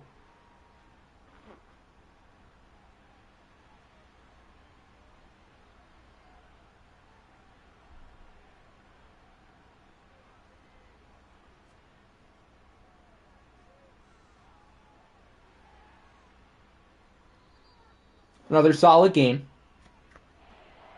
This is 100% going to be a pick. That'd be funny if you were right. 3rd and 4, Burrow, intercepted. Just kidding. That would have been funny. I played 2 games of my Titans franchise on your sliders, and it's weird because I cooked up on one, and then it was a defensive slugfest on the other. I guess that's a good thing. Oh, they're going for it, and they got it. I guess that makes sense. They're down by 6. I wasn't expecting that, though. Anyway, I guess that's a good thing because the games feel different.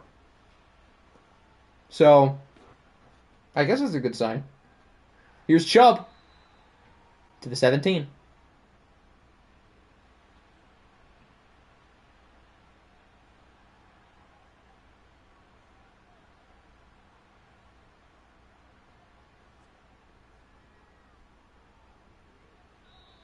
Another solid run for Chubb. 3rd and 5. Huge play. Dallas has already shown they'll go for it on 4th down. So unless it's 4th and long, I imagine they would again. Chubb is out wide. Burrow wants it all. It's incomplete. I think they're going to have to go for it. Yeah, 4th and 5. I bet Payne is happy to be off the bench. Burrow, no time, gets rid of it. It's caught for a touchdown. Mike Evans with the score. How did that play work? Burrow had maybe a second to throw the ball. 91 comes in unblocked. He throws the ball right in number 36's wheelhouse, and Mike Evans still makes the play. That should not have worked, but it does. And the Cowboys are an extra point away from winning. At this time in the 3rd quarter, I thought we were going to be looking at a simcast, but now the Cowboys are ahead. 36 just stared at it. All he had to do was put a hand on that ball, and this game isn't necessarily over, but Seattle's in a great spot, and now they're losing. Now, Seattle's still only down by 1 with the ball, but they don't have the momentum right now. Watch Merchant Nick, benefiting off of weird animations. He's no longer a sim merchant. He's just a watch merchant. Gibson only gets 1.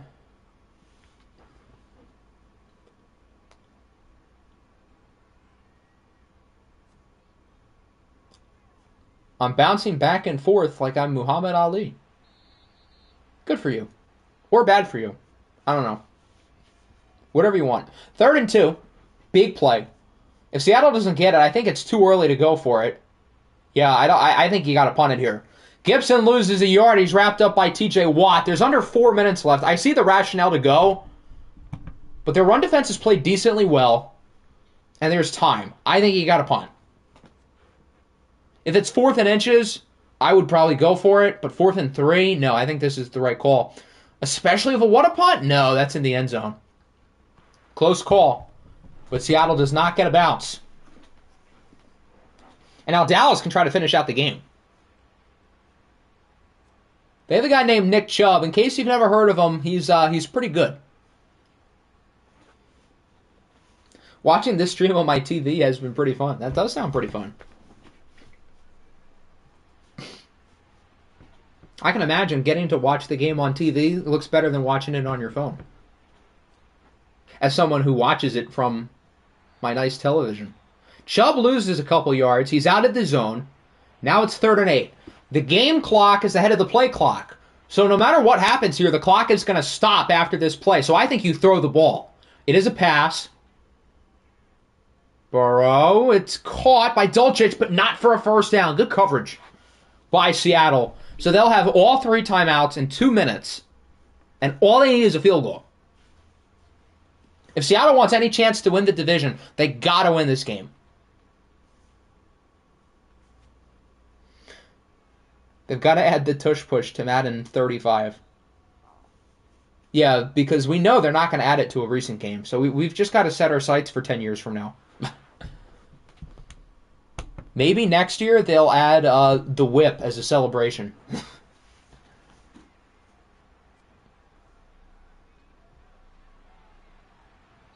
There's Hawkinson to the 30. Again, all Seattle needs is a field goal. They have time. There's no excuse not to score.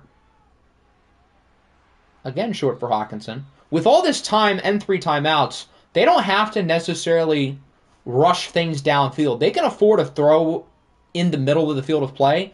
They just need to be mindful of the clock long term. Ooh, it's broken up. Coop had it in his hands. They're going to add crossplay when the PS10 comes out. The PS20 is when everybody's going to be able to download draft classes for every console.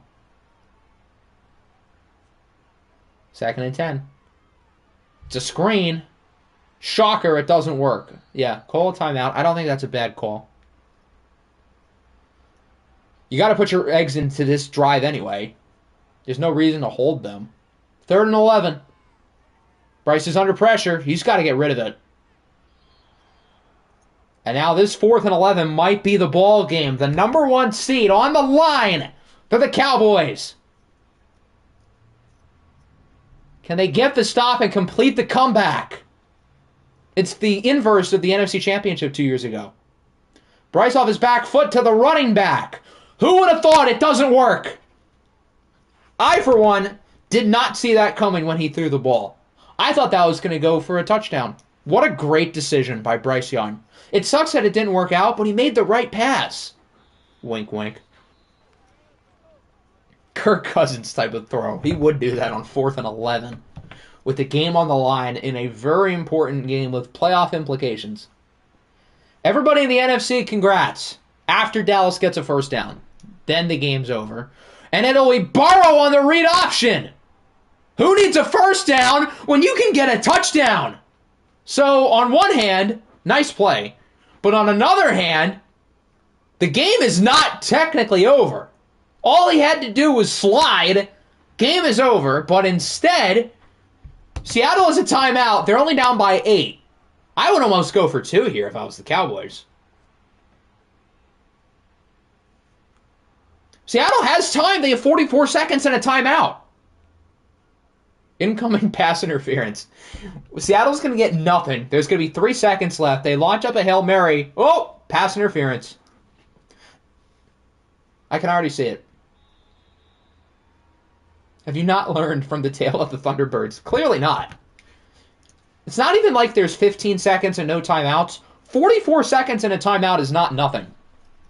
It's not a lot, but it's not nothing. EA Sports clock management, everybody. Short or quick throw. It's in the field of play, but it's a good gain. Seattle gets to the line very quickly, and they get to keep their timeout. Bryce is under pressure. Dallas's pass rush has been great down the stretch. He's sacked. They're going to have to call the timeout. So now there's like 15 seconds and no timeouts, and now they need a Hail Mary. Going to end in a Jordan Davis run-stuffing 2-point conversion. Bryce wants it all now, as he should. There's no reason to wait. Tipped, incomplete. He obviously does not have the arm strength to reach the end zone. His throw power in this game is not very good. So what you're banking on is either a flag or like a tipped ball. Don't show that to Michael Gallup. 3rd and 23. This will be the last play of the game. And it's caught at the 35. That was not exactly as far as he wanted it to go to. And that'll do it. The Cowboys finish the game off on a 21-0 run. They complete the comeback, and they will be the number 1 seed in the playoffs. Yeah, he slipped, just like Jalen Hurts. So Seattle loses. It's still been a great day for Seattle. They're now 3-1 on the stream, but this definitely hurts their chances in the division. The Nighthawks are back up by 2 games if they win. Both QBs were fine. There was quite a few turnovers, so I'll give you that. Both teams ran the ball well. I was impressed by Gibson, and Nick Chubb was cool too. And shout out to Burrow, 29-yard rushing touchdown at the end of the game. Hawkinson was good. Mike Evans was good. Troy Franklin, Go Ducks. And then there was a lot of defense. We had 4 turnovers, all of which were in the first quarter. Did I switch the Steamers QB to Cocky? I think I did, but I'll double check.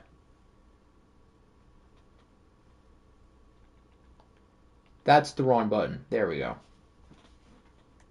I remember doing it, but okay, good. That's what I thought. All right, dear team, please win. Thanks.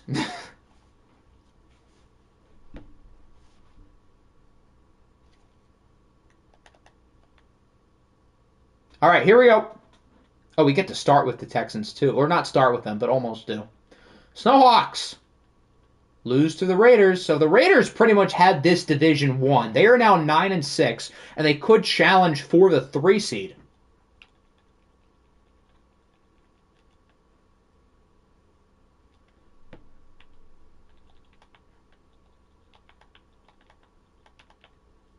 A lot of turnovers.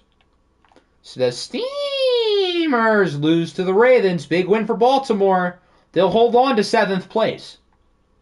Justin Fields, 3 tutties. Dameon Pierce played well. The Ravens are in a good spot because they control their own fate. Their win against the Bengals last week was very helpful. The Steelers beat the Eagles by 1. So if the Bills lose, then these two teams are tied for the number 1 seed. And now there's really no realistic pathway for the Bengals to win the division. So it looks like the Steelers are going to be a top 2 seed, barring something stupid. Which I hope happens, please. The Texans beat the Bengals by 3. Another loss for Cincinnati. So we might be 7. Oh, Lord. How do we do the first time? Okay, we split with Baltimore. Oh, God. It can never be easy. 38-35, good win for Houston. Both QBs played well. At least Daniel Godley did his part. Sean Tucker is pleased to run for 6.7 yards a pop. Devontae and J-Mo with over 100 yards. It would still take quite a bit for the Bengals not to make the playoffs, but it's very possible. The Titans beat the Oilers, so the AFC South stays within a game. Herbert and Kevin Shasha, both meh. Derrick Henry scores 3 times. Bryce Huff, 2.5 sacks. Look at my schedule. Is it easy? Please don't be easy. Okay, I mean, I wouldn't say that's easy. The commies are good. That might be a watch game. Look at all these Sunday night games. My God.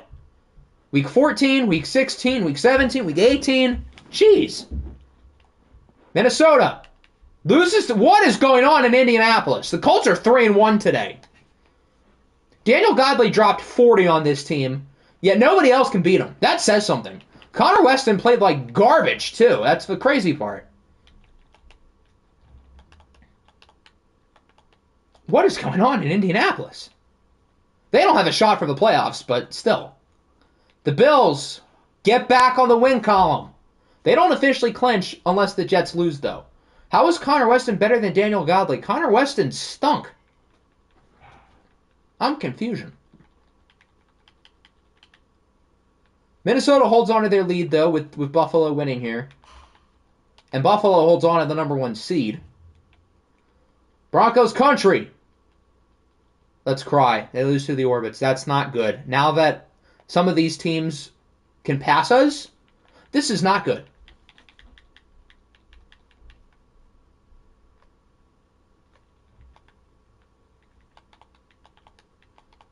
Nick Bosa, 3 sacks. Chargers are not very good. They lose to Carolina. They're bad. Trevor Lawrence played well. He's not been bad. The team's 0-4 with him, but he hasn't played too bad. Donovan Peoples-Jones with a big game. Colts won. They've been like legit good recently. Since week 11. They've been good. The Commies get smacked by the Nighthawks, who no matter what will be 2 games ahead of everybody in the West. Oh! Sim Merchant had himself a day. 6 touchdowns for Jacoby Brissett. This pretty much ensures that the Nighthawks will make the playoffs.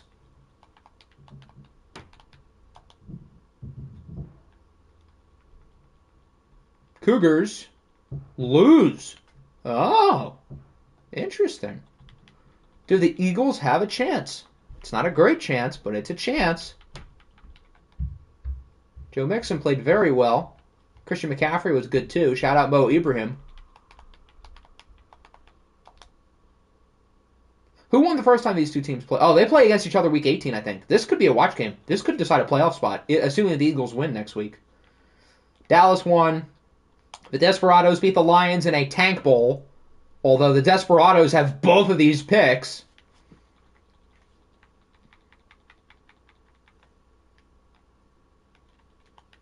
So they hurt one of their picks, but they helped the other. The Dreads, they got to win. And they do. The Geagles lost, so the Dreads are back up by 2, so the division's basically theirs. Despite a little bit of the hiccup, they should get the job done.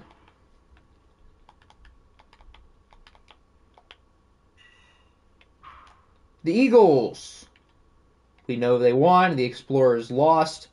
The Niners take care of business against the Rams. Them and Seattle are 2 back of the Nighthawks. If the Nighthawks win in Week 17, They will clinch the division. No way, Olave said, I play for the Saints, man, after getting arrested last night. He pulled a Marcelo Zuna. It's Olave from the Saints.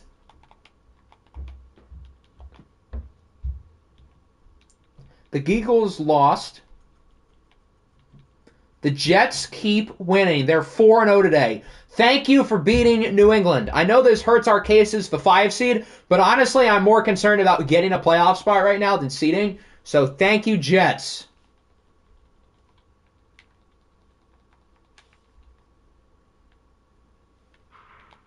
The Jets, I would guess, clinch a playoff spot with a win next week. They have to play against the Bills, though. Bills win the division with a win.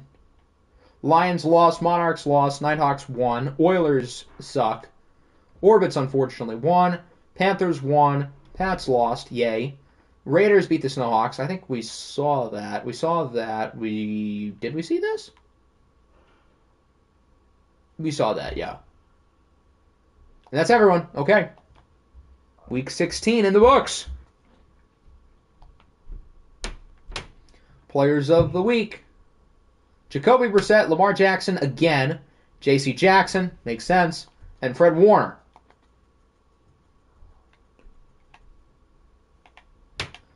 So we're probably going to have some new teams clinching along with Buffalo and Dallas. Only one, the Steelers. The Nighthawks aren't in? Interesting. The Steelers are, though. Pittsburgh has clinched a playoff spot, and they can win their division with a win or a Bengals. Why are the Ravens listed ahead of us? Oh, Lord. We're going to be 7. Jesus Christ. What's the next tiebreaker? Conference? Which I guess, yeah, they would have the edge. Oh, brother. We're going to be 7. If that. Houston has the edge, although the Titans are playing better. The Jets are 2 back of the Bills. They still need a lot to win the division, but it's possible. And then the Raiders have clinched too. They have officially won the AFC West. Minnesota can clinch the division with a win. The Dreadnoughts can clinch the division with a win. Dallas already has the 1 seed. And the Nighthawks can clinch the division with a win. So, really every division, other than the AFC South, is not within a game. The division races appear to be wrapping up. The wild card races are a little bit closer. So the Ravens jumped the Bengals. That's the only change in the AFC. We've had no new playoff teams in the AFC. And I don't think we really have any changes in the NFC. The Vikings dropped down from 2 to 4, and that's really about it.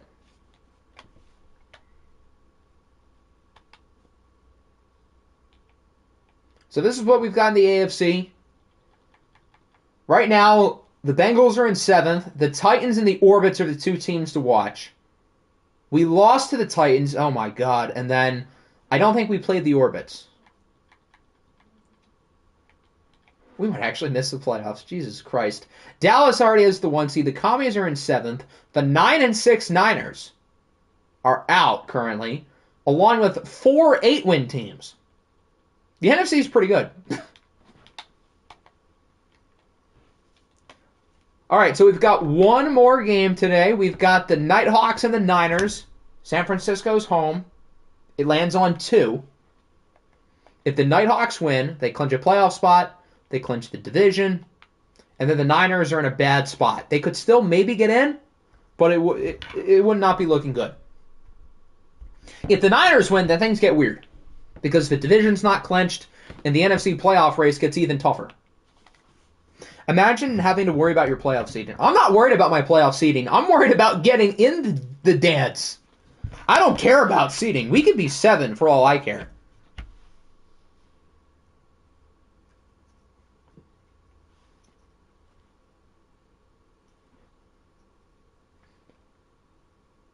I'll take the Robbie Gold. Red. Oh, so just normal? Okay. As for the Nighthawks, do we want purple or orange? Orange. What? No. Purple or white? I feel like we have to go with the purple pants regardless. Scroll through. Okay, we can vote while we scroll through here. You've also got the alternate classics. You've got white. You've got all black. They don't really have any special throwbacks. They've mostly kept the same look.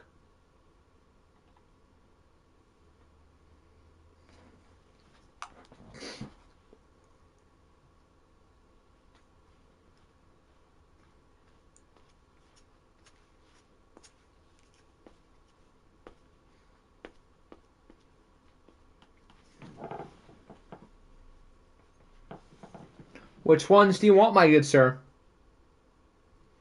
Alternate classic. There you go. Black would add +10. I agree. Remember back when the Ravens were good? The Ravens are ahead of us. I'm not allowed to say they're not good. Even if we lose, we clinch by an Orbits or Titans loss. Yeah.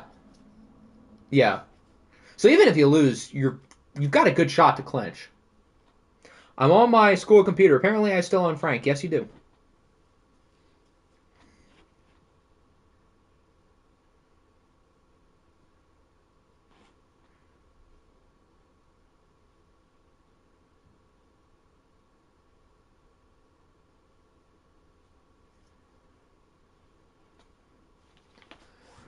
Where's the all-white? There's the all-white alternate color rush. Do those. Which one is those? White or red? I guess we can do all purple regardless, because neither of those colors really interfere with purple. Maybe black would, because they're both dark. Alternate class. Okay, the red one. There we go. We've got 2 more weeks. The wild card races are very competitive, especially the NFC, where you've got a team like the Niners who's 9-6 and not currently in the playoffs. They're the first team out. So they really need to win this game. As for the Nighthawks, with a win, they clinch the division. We have not watched the Nighthawks yet this year. We have deemed them as the sim team who is going to suck and watched. So let's see if that's actually true, or if this team is actually a legit threat in the playoff picture.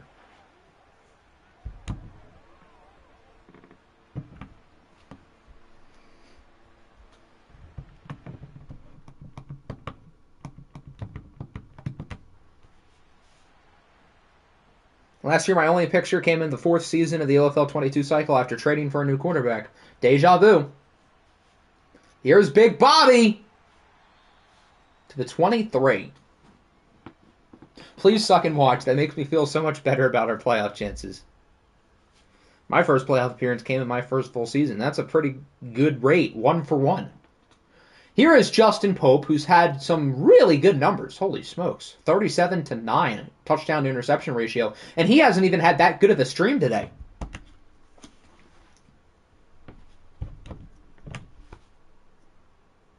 We saw the Niners last stream. They had a really good offensive performance against a strong Jets team that likely clinches a playoff spot today.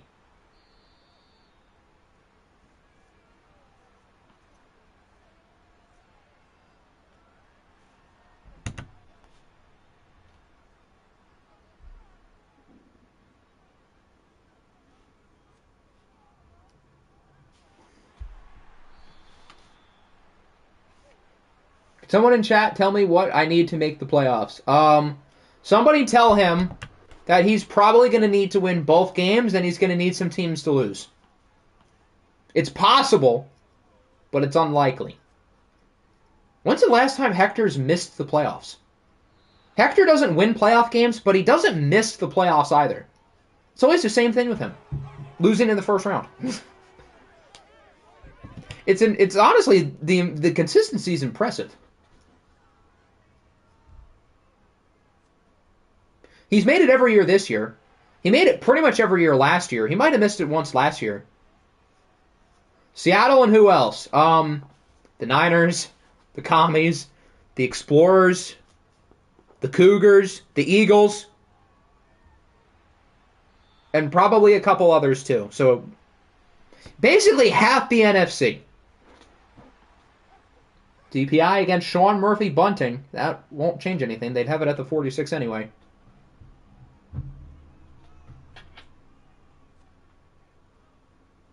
The Panthers have 8 wins as well. I don't think they do get a spot, but technically true. There's another one.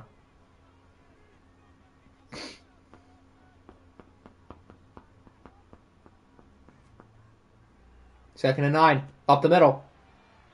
There's A.J. Brown. Arthur Wan. Is Minnesota any good? Yes. Someone tell him yes.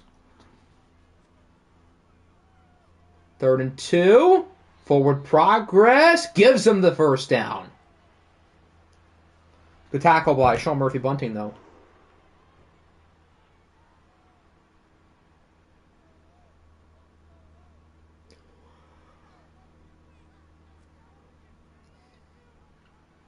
Travis Etienne back healthy.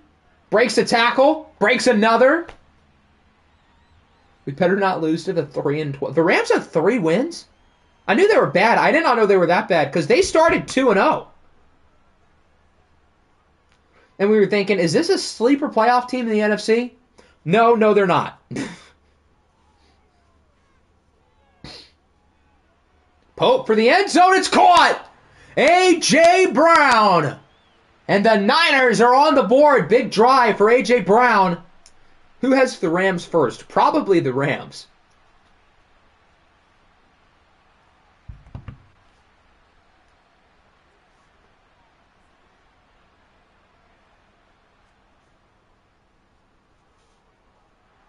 Kick is good. It's now 7-0.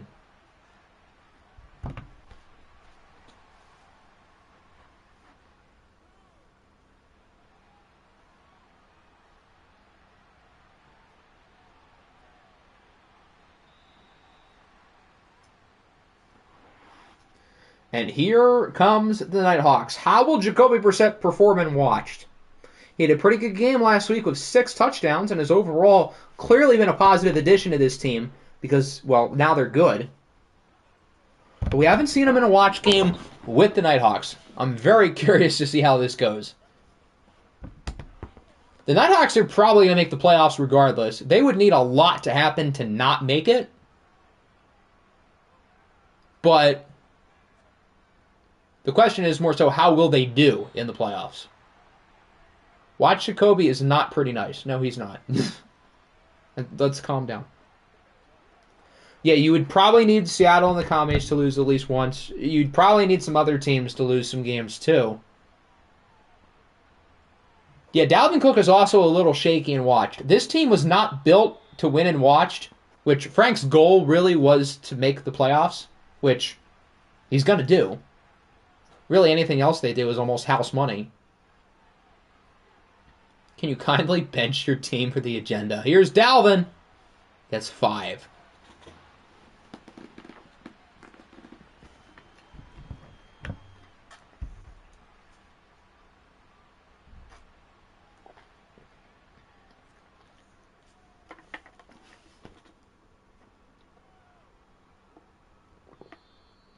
Good start for the Niners. So far, the Nighthawks are not beating the Sim Merchant allegations, albeit it's only been one drive on both sides of the ball. They don't look great. Here's the playoff implication. Here you go, Hector. The Geagles are not in the photo. They would be the next team up, so they're 12th in the NFC.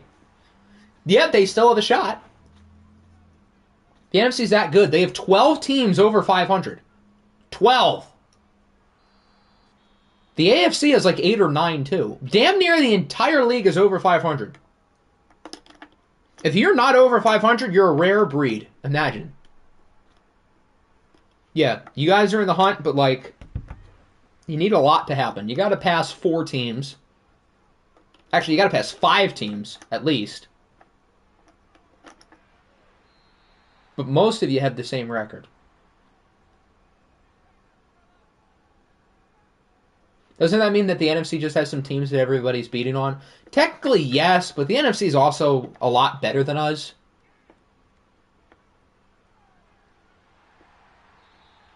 Seeing this many good teams in the NFC, it should make you happy that you got the number 1 seed locked up, because there are some good teams here. Outside of the Cowboys, the next question is, who becomes the biggest threat in the playoffs? Because everybody's been beating up on each other this year. Who would have the best chance to dethrone the Cowboys? Because they're the favorite, but it's Madden. I'm not counting anything out. And the Niners are playing really well. If this Niners team makes the playoffs, they have passed the watched test through the first 5 quarters, which is not a huge sample size, but they beat a good playoff team in the Jets who have 10 wins. So far, it's been very one-sided against the Nighthawks who have 11 wins. If this team makes the playoffs, they can beat just about anybody. Oh my lord! DJ Moore just snagged that thing with one hand. My lord. Everything is going right for the 49ers right now. Damn! That's a pretty good catch, I'm not going to lie. I'm pretty confident I'm a sim merchant. I hope you're right, because there's a good chance I'm going to play you. So I hope you're right. There is Travis Etienne with the touchdown, and the Niners' dominant start continues. I was more worried about the Nighthawks' offense, which has not looked good, but their defense looks really shaky, albeit through 2 drives. He was out, I think. Well, Madden says otherwise. You don't see the vision. I'm going for the 1 seed. Good luck, I guess. I mean, if we're the 7th seed, we would have to play the Bills regardless. Assuming we would beat the Steelers, which is a whole lot easier said than done. Albeit the last time the Steelers and Bengals played in the playoffs as a 7 and 2 seed, the 7th seed won. So, who knows? But, hypothetically, if we were to beat the Steelers in the first round, if we were to play each other, we'd have to see the Bills. Or we'd have to see the Bills anyway. So, for the memes, get the 1.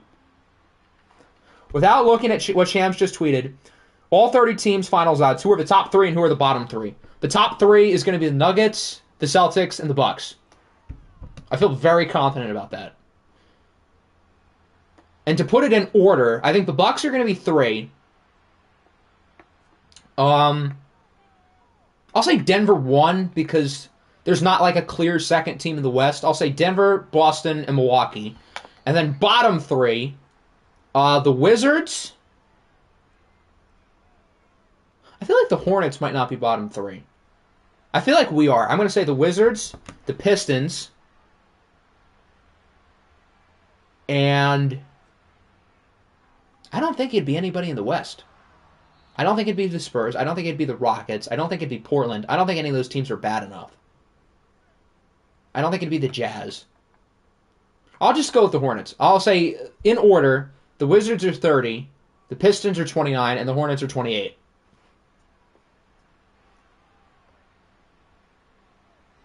I don't know who else would be lower than those 3 teams in the East. Jacoby wants it all. Oh, he was out of bounds. Celtics, Bucks, Nuggets, Suns. Wow, the Bucks are that high. They're challenging it. I'm just surprised the Suns are that high, too. I thought they'd be a little bit lower. Did he get him in? He honestly... Oh, he didn't catch the ball. Why are they challenging this? He does not have the ball. Look at the ball. The ball very clearly came out of his hands. Pistons, Rockets... The Rockets and the Spurs are that low?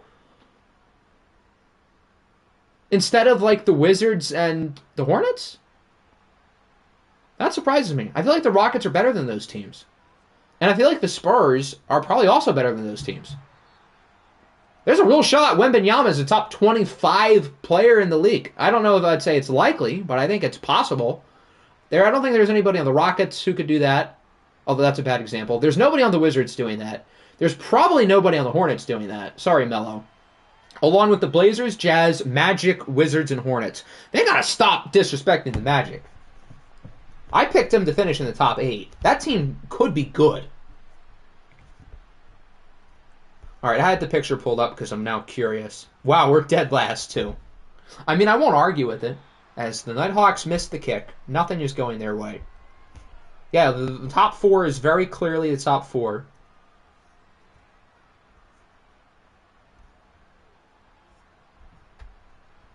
Wow, they have Dallas kind of high. I'm a little bit surprised by that. I feel like they should be lower than the Clippers, the Sixers, and the Heat. I don't trust Dallas. I think the Cavs' number should be a little bit higher. Or, no, it should be lower. I think their placement is right, but I think plus 2,400 does not do them justice. I think the Cavs could be really good.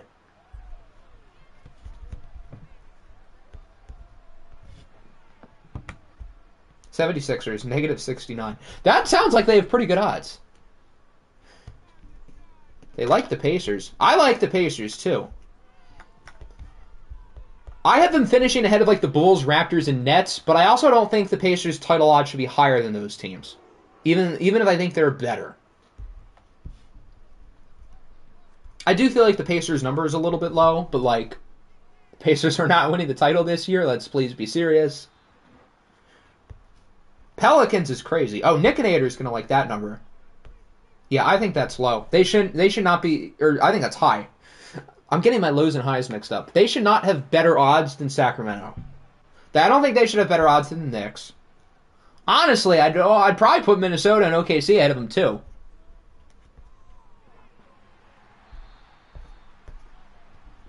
I'd have Heat, Sixers, Mavs, Clippers in that order. I feel like the Clippers should be maybe a tiny bit higher just because if they stay healthy, they could do it. I'm not counting on that happening. I've learned my lesson. But in the world that it does happen, and right now, the Big Two is healthy. We really going to have a simcast? At this pace, yes we are. My number one would be the Thunder because I like their name. The Thunder have very good jerseys, Mr. Lenny. To piggyback off the name. The Mavs are not a good roster is nice. Is true. I can't read. I just don't trust that team. Like, I think they're planning on starting Derek Lively, the rookie. But that kind of just shows where they are. Even though I like Lively, he's a cool player. But, like, they're in a position where they have to start raw rookies right away. Big sack for Sexy Dexy.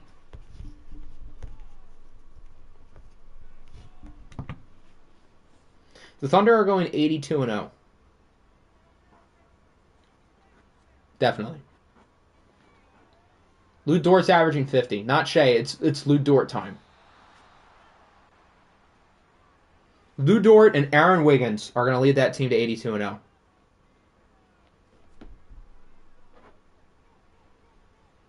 I'd be in a better spot if Dak didn't throw 2 picks against the Raiders. That'd be true, but the Raiders are not bad. The Raiders are one of 4 teams who's clinched a playoff spot. If he gets 8 assists, I'll win $865. Kevon Looney getting 8 assists?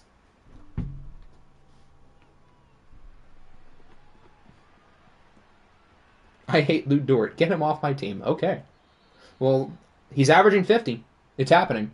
The Raiders clinched. Yes, they did. The Raiders are not a top 14 team, let alone top 4, which, again, they're one of 4 teams who's in. But the division is so bad.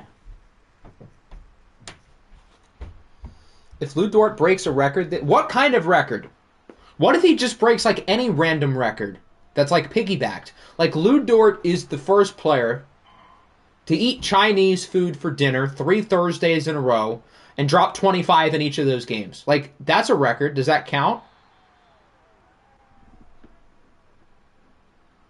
He's averaging 50 for the Canadian World Team in the Olympics. Who needs Shea anyway? And Jamal Murray and all the other good Canadian players. The Nighthawks offense does not look good. The Raiders is the dumb dragon when it's with you, Buffalo, and Pittsburgh. This is true. Since the Lions ran into the Ravens' brick wall, they will get their frustration out on the Raiders. He does kind of sound like Sherman.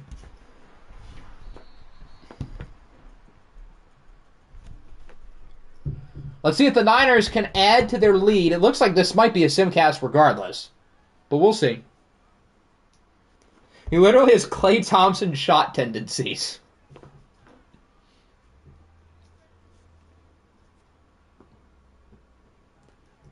Lou Dort shoots it like he's being guarded by the torture chamber. See? Look at me getting creative. Final play before the 2-minute warning. Oh, that could have been intercepted. Instead, it's a big first down for A.J. Brown. Lou Dort breaks the most career games played by Lou Dort record. You're right.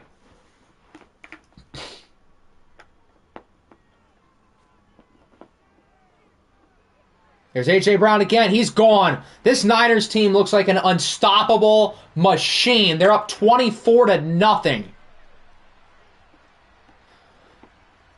There's Sim Merchants, and then there's the Nighthawks. This is bad. Braun has the most pain dread 3-point attempts. Yeah, but when he just does his little step back, the shot's going in. Jab step, boom, let it out. That shot's falling 75% of the time. It only took 3 years of tanking to be good. Well, at least they're good. We'll watch this last drive, and then it'll probably be a simcast. How did we lose to this team? That's a great question. To think, if we had watched that game, the Cowboys would be undefeated right now. Jeez. The Cowboys could literally be making history if we watched that game. And we almost did.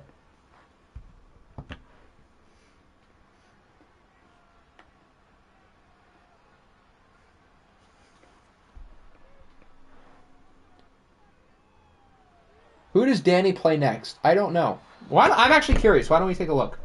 Because chances are the Niners probably will have one of the playoff spots, unless everybody wins, which is unlikely. The Niners play the Raiders. Okay, that's interesting. The Raiders aren't bad. They don't have a ton to play for other than seeding. There's Matthews with the sack. 3rd and 10. Brissett's under pressure. What the hell is he thinking? I think we can safely simcast the game now, guys. The rare first half simcast. It's that bad. I thought the Nighthawks were going to lose this game. I didn't think it'd be this bad. This is one of the worst watch performances I've ever seen. It's now 27-0. Will the Nighthawks score is my next question. We've already had one shutout today in a featured game. Could we have another? Niners had a field goal. The Nighthawks score! They've done it! And it's not going to matter. A dominant blowout victory for the 49ers. 30-7. So the San Francisco 49ers are now 10-6. They probably are going to have one of the playoff spots, and I think this would be the first time that the Niners are in the top 7. I don't think they've been in the top 7 yet. But unless everybody who they need to lose wins, which is possible but unlikely, they'll be in the top 7. Who did we user? I don't remember. I think we usered the Niners. Justin Pope had himself a day. Jacoby Brissett, after throwing 6 touchdowns last week, was not so good. Yes, please give Frank the talk. And technically, the Nighthawks haven't clinched their division yet. They can still clinch it with a win next week. They play the Snowhawks, so they should. The Nighthawks are not in the playoffs currently. There's a good shot the Niners clinch, or not the Niners, the Nighthawks clinch a playoff spot this week anyway. But they had fate in their own hands. And for now, for this week at least, they don't. They still have fate in their hands to win the division, though. All right, it's sim time. I'm nervous. I have a kind of a good feeling for us, but I am nervous. Who do we play again? We play, I think, the Panthers. The Panthers are 8-7. That's not an easy game. I have a good feeling we're gonna win, but like, I wouldn't be that surprised. The Geagles, they have to win. And they do! Okay, so they beat the Vikings. Minnesota does not want to clinch this division. So the Geagles will be in play for a playoff spot here for the final week of the year. They still need a lot to happen. Hassan Reddick, 3 sacks. The Jets. So if the Bills win this game, they clinch the division. Come on, for the memes. Jets, Jets, Jets. Oh, they lost. Okay. So Buffalo clinches the division. Close game, though. 21-13. Not a particularly good stream for the Bills. They go 2-3. The Jets should still get a playoff spot. They should still clinch one maybe this week. But it's not as easy. Micah Parsons, 3 sacks, continuing his Defensive Player of the Year candidate. The Lions lose to the Eagles. Okay, so Philadelphia will still be in play for a playoff spot next week. Mahomes with 4 tutties. Shout out the Sun God. Monarchs. They lose to the Orbits. That's not good. If we lose, we're not in the top 7, I don't think. Oh, Lord. Please, team. Please, I beg. I beg. Are we up next? We're definitely one of the next ones. Okay. Oilers and then the Panthers. The Oilers. Oh! Oh! How about this? They beat the Ravens 14-0. So if we win, we jump back up to 6. Okay, good. Good. Both quarterbacks played terribly, as you would expect. Come on, bring us back up to 6, please. A lot of sacks. Trenton Simpson had 3. Dallas Turner with 2. Please. Panthers are playing good football recently. Please. Yes! The Bengals get the job done. The offense and the defense finally has a game where they both play pretty well. Daniel Godley, good stuff. Good stream from Godley. He had 1 bad game and 4 good ones. Bailey Gabriel was not so good, and now the Panthers are pretty much out. Okay, now I can relax. I had a good feeling, but now I can relax. Thank God. Everybody in the NFC, you're welcome. And shout out the Oilers for really doing us a solid. New England loses to the Texans, so Houston will hold on to 3rd place. If the Titans lose, Houston clinches the division. Lamar might win a 3rd Player of the Week today. Talk about a late push for the MVP. Good little run here at the end of the year for New England, but I don't think it's going to be enough to get a playoff spot. I think they're now eliminated.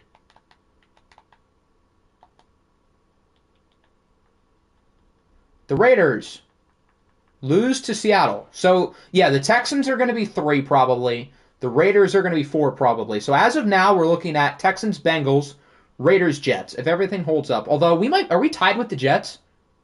Yeah, but the Jets have the tiebreaker. Never mind. So Seattle goes 4-1 today. 4-0 in Sim. Big stream for Seattle.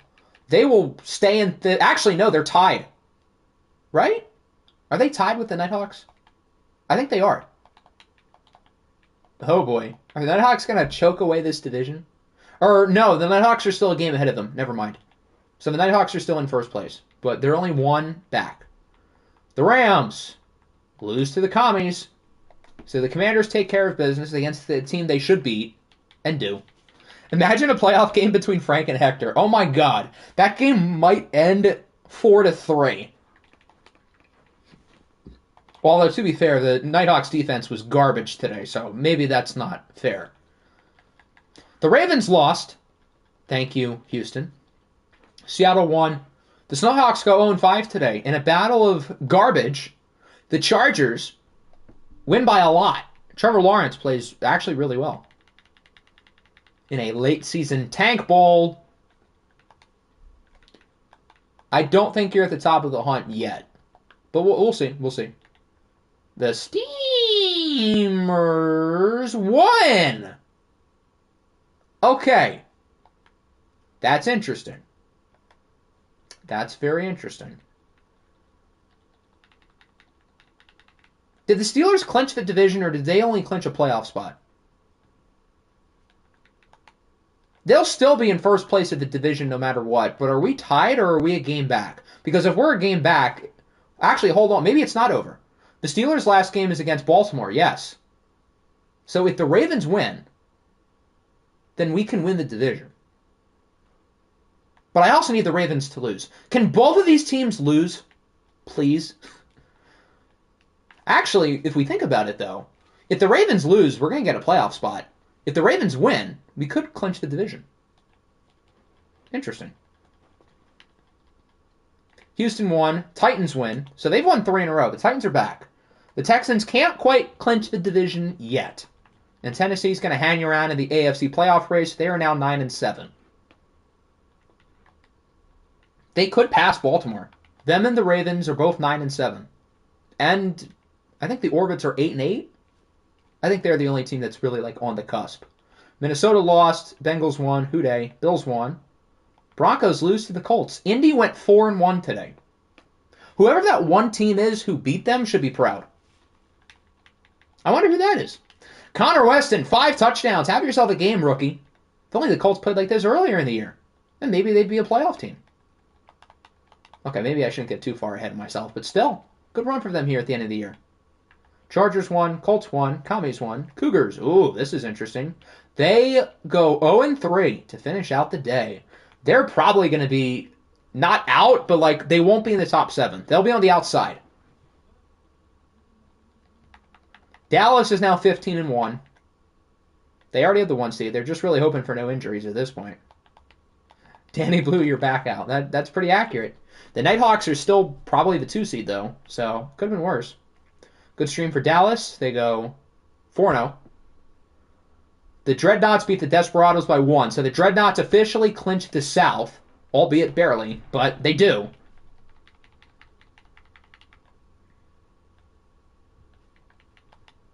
I'm benching everyone. Who do you guys play Week 18?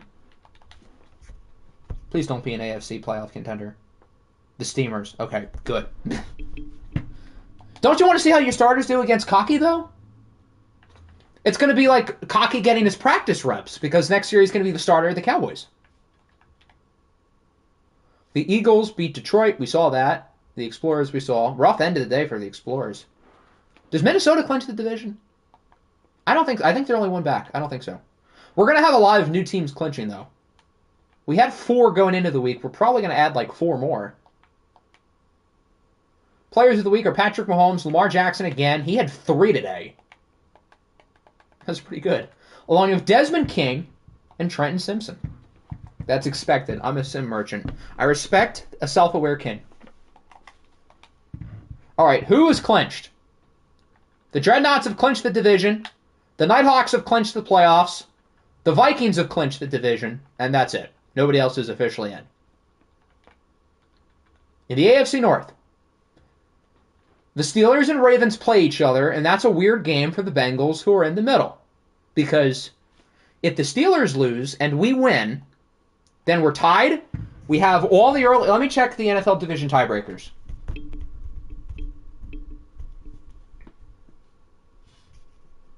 Because I know it's head-to-head, which we split. Then it's division. Would it be conference? I think they probably hit the edge. Oh, we both have 4 wins. But if we win, then we'd be 5-0, so they would hit the edge. But I don't know if that's the next tiebreaker for divisions. Hold on, let me find it.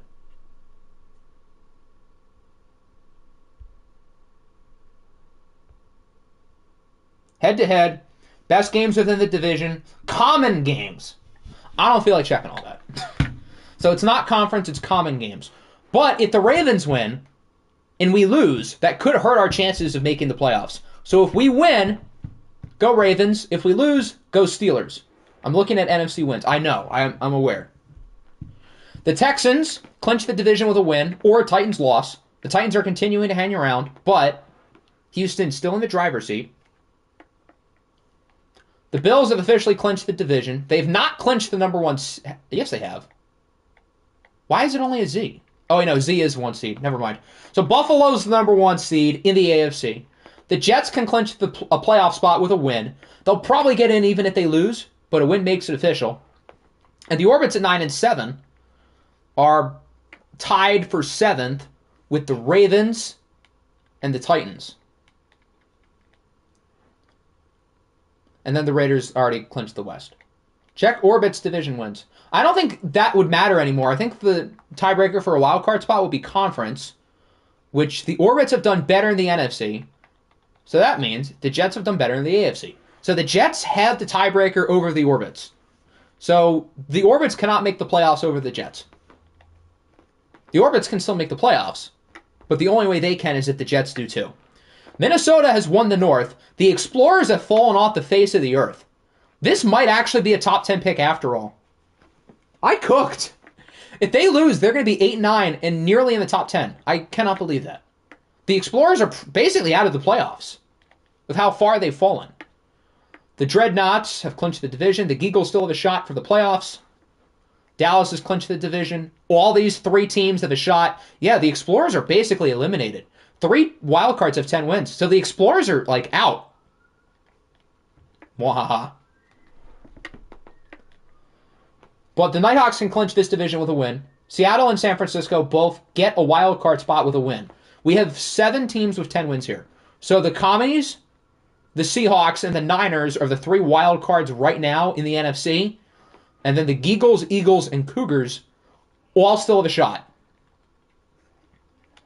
As for the AFC, it'll be Jets 5, Bengals 6, and then one of these 3, 7. We'll take a closer look at the in-conference tiebreakers. Let's just see where the playoff picture is right now. So the Ravens are still 7. No movement in the AFC. It's been the same 7 teams the entire stream. Hopefully it stays that way tomorrow. Or tomorrow. Whenever week 18 is. That's not tomorrow. As for the NFC, the Niners have climbed up to 7. Washington, with their tiebreaker, moves up to 5. And Seattle is at 6.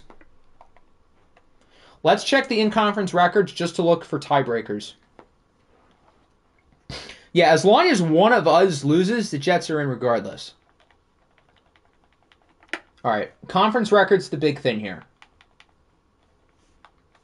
Jets are 8-3. Bengals are 6-6.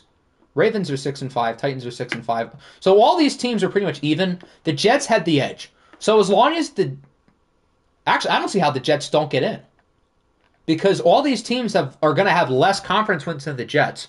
So no matter what happens, I think the Jets are in. Even if it says they have not officially clinched, I think they're good. So they're fine. With everybody else, it's weird. If the Ravens win and we lose, they pass us.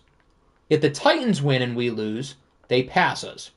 As long as one of these 2 teams lose and we win, we'll be fine. As for 7, the Ravens, Titans, and Orbits is the order. Let's check out the NFC. So, assuming everybody here wins the division, let's say the Nighthawks clinch. Right now, the Commies have 7 conference wins, the Seahawks have 7, the Niners have 6. The Geagles would be the next team up. Hector's correct. They have 7 in conference wins. So, if the Geagles win and the Niners lose, the Geagles get the spot. The Eagles, if they win and the Niners lose, the Eagles get the spot. If the Cougars win, actually, I don't think the Cougars can really make it. The Cougars need an absolute long shot. These 2 teams have a clear path, with them winning and a few other teams losing. But the Geagles are first in line. They need to win, and they need one of these 3 to lose. Maybe not just the Niners. If any of these 3 lose and the Geagles win, the Geagles are in. If the Eagles win, they probably need a Geagles loss, and they need somebody else to lose. And then, if all hell breaks loose, maybe the Cougars can get in. I hope that made sense to everybody. I know that's a lot. Let's see who plays each other in Week 18. This game is irrelevant because the Explorers choked. This game's irrelevant. Dallas has clinched the 1 seed. This game is not irrelevant. The Geagles have a real shot to get a playoff spot if they win and one of the 3 wildcard teams lose. This game is important. The Steelers clinch the division with a win. The Ravens clinch a playoff spot with a win. And the Bengals get to be conflicted and hope that both teams lose. I would say I hope both teams tie, but I think that would actually be the worst possible scenario for us, because the Steelers would clinch the division with a tie, and if we lose and the Ravens tie, then the Ravens are ahead of us. So please don't tie.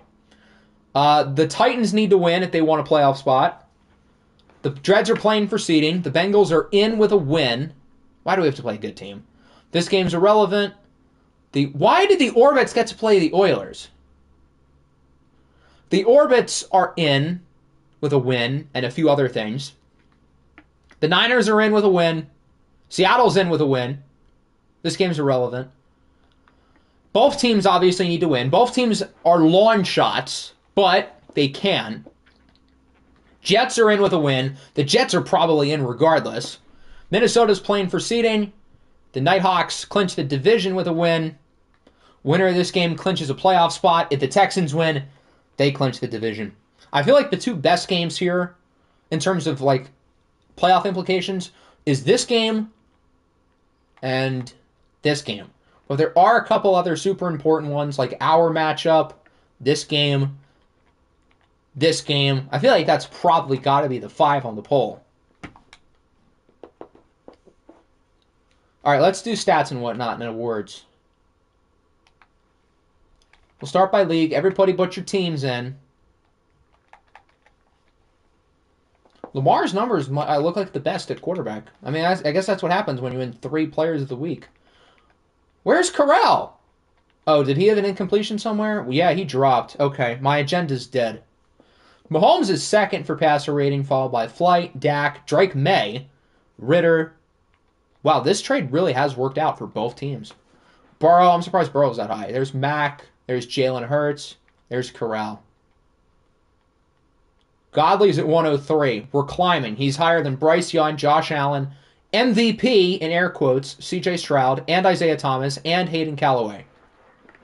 Yet I was told he's a bust.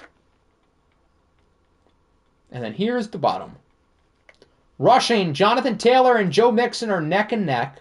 It'll be one of those two. It probably could have been Chubb had he stayed healthy, but he didn't.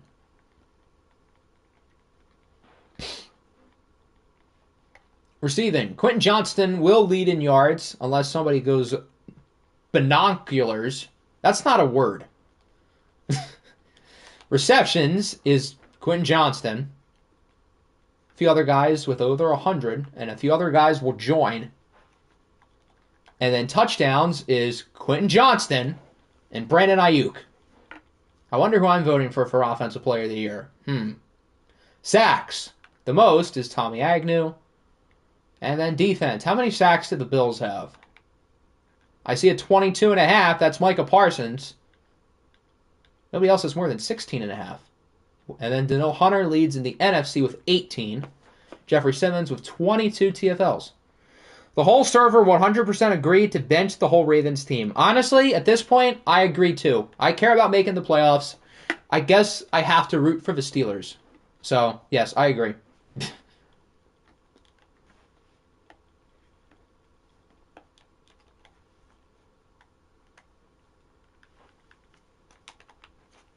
How many perfect kickers do we have? 2. Jason Sanders and Alex Kendrick.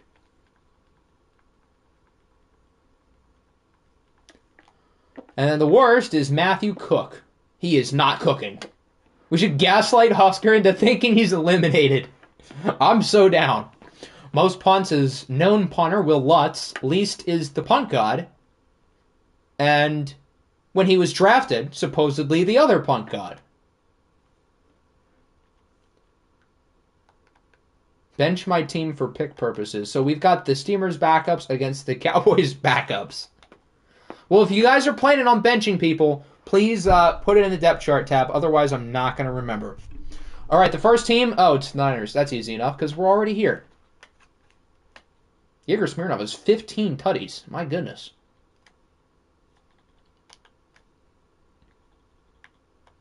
Yes, start cocky. We want cocky.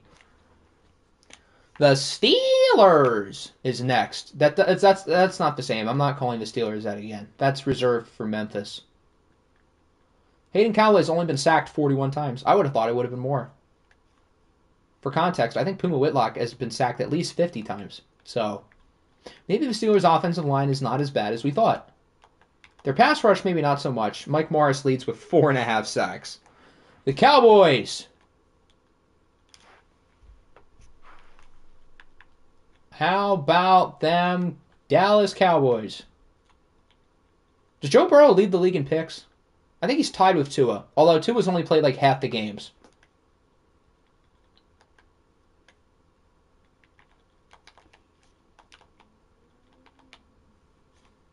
Next is the Jets, Jets. Can we watch that game as an experiment? I'm good.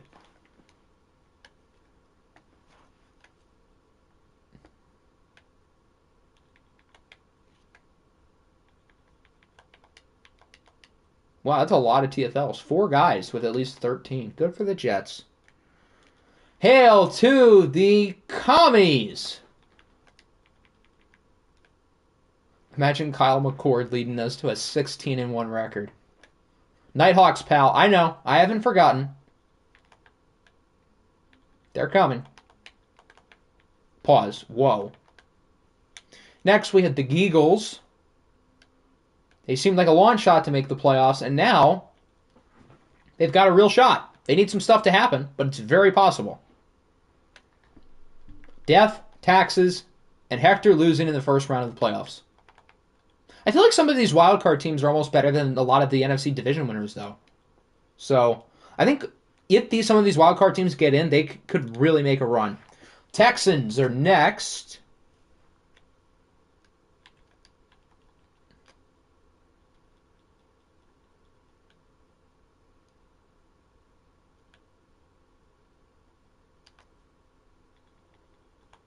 Look at all these sacks. So many. Elijah Wilkinson's allowed 0. As has all those other guys. 12 sacks for Rashawn Gary, 11 for Messiah Zerberg. That's a lot lower than what was expected in the preseason sims. New England. Why is Josh Allen only averaging 225 yards a game? Yet, like Lamar, for example, has an outside shot to beat the passing yards record. The Steamers. Cocky butt cannon clears Tua. Shocking, I know.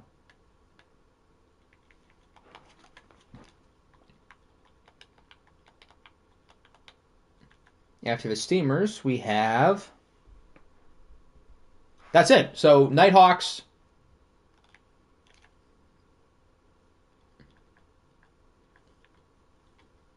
Still wild how I had no games on the poll for this stream. Blame Nick. He chose the games.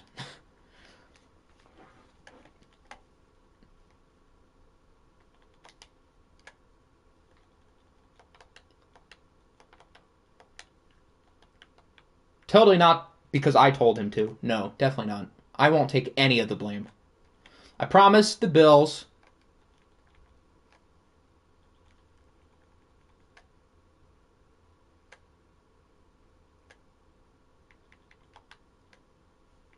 And then last, but certainly not least, Houday. These numbers are like really good. You guys can't call him a bust. He's going to throw for just under 5,000 yards and just under 40 touchdowns. That's pretty good. The completion percentage is a little low, but like those are damn good numbers. The sack numbers are not damn good, though. I thought this offensive line was kind of solid. Why does Neville Gallimore have 18 tackles for loss? That's weird. I'll take it. Let's check out the awards. The MVP frontrunner is now Lamar Jackson. Coach of the Year is Nick. Offensive Player of the Year in the AFC is Jonathan Taylor over Quentin Johnston. Breece Hall's in third? That's a surprise to me. Kelvin Pickney's the second running back? Or I guess third. I forgot Jonathan Taylor exists. Micah Parsons, Defensive Player of the Year. And yes, I will get to your stats, Mr. Kevin, at the end. Daniel Godley, Offensive Rookie of the Year. He's him.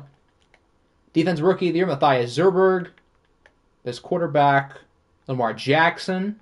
Daniel Godley's in fifth. The haters are quiet. Jonathan Taylor, best running back. Best receiver, Quentin Johnston. Best offensive lineman, Lawrence Seymour. Who are you? Spencer Burford's in second? Bengal legend, Houday. If not for Spencer Burford, I don't have Daniel Godley on my roster. So, he is in fact a legend. Trenton Simpson, number 1 linebacker. Cameron Dantzler, best DB.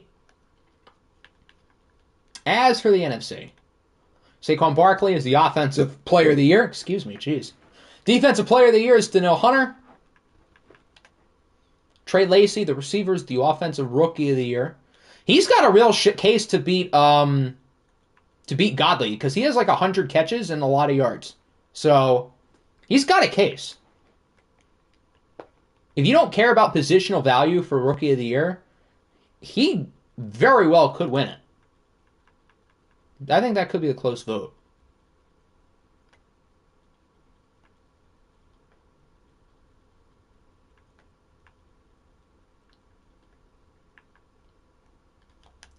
And then Charger stats. Why is Nick Chubb for the 7th best running back? I don't know. That's a good question. He probably does not belong in 7th. Trevor Lawrence now has more touchdowns than interceptions. Good for him. I better be on the Coach of the Year ballot. I guess you'll see. All right, I think the only thing we have left is injuries. We've done everything for stats. We've done the schedule. Let's check out the injuries. We went through 5 weeks today. We should have some stuff here. Hopefully not too much. Colton Miller, out for the first 2 weeks of the playoffs, if they even make it. Mike Hall's done for the year.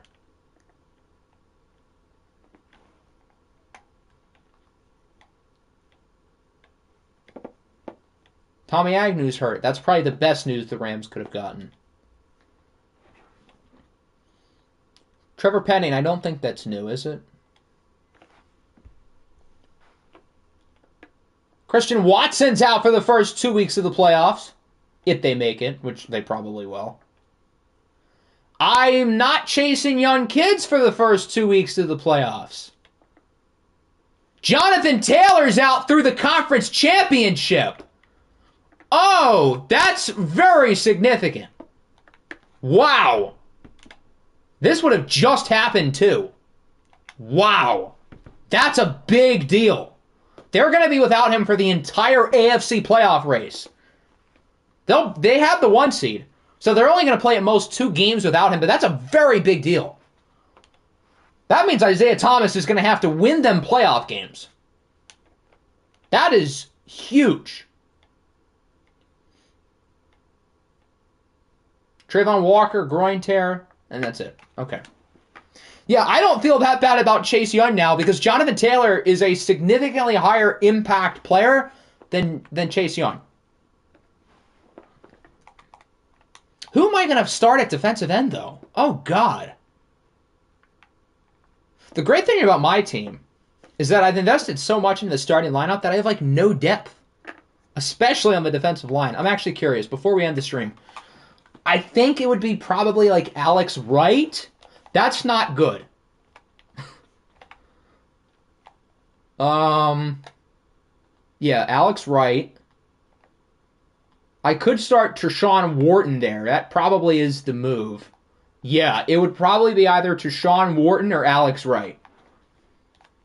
Thank God we have Myles Garrett. But other than that, this pass rush it could be better. So that's going to wrap up the stream here. Weeks 13 through 17 in the books. 5 weeks and almost 3 hours later. And we have 1 more week in the regular season. I think maybe Friday will be the goal. No promises, but we'll see. So I hope everybody enjoyed, and we'll be back again, maybe Friday.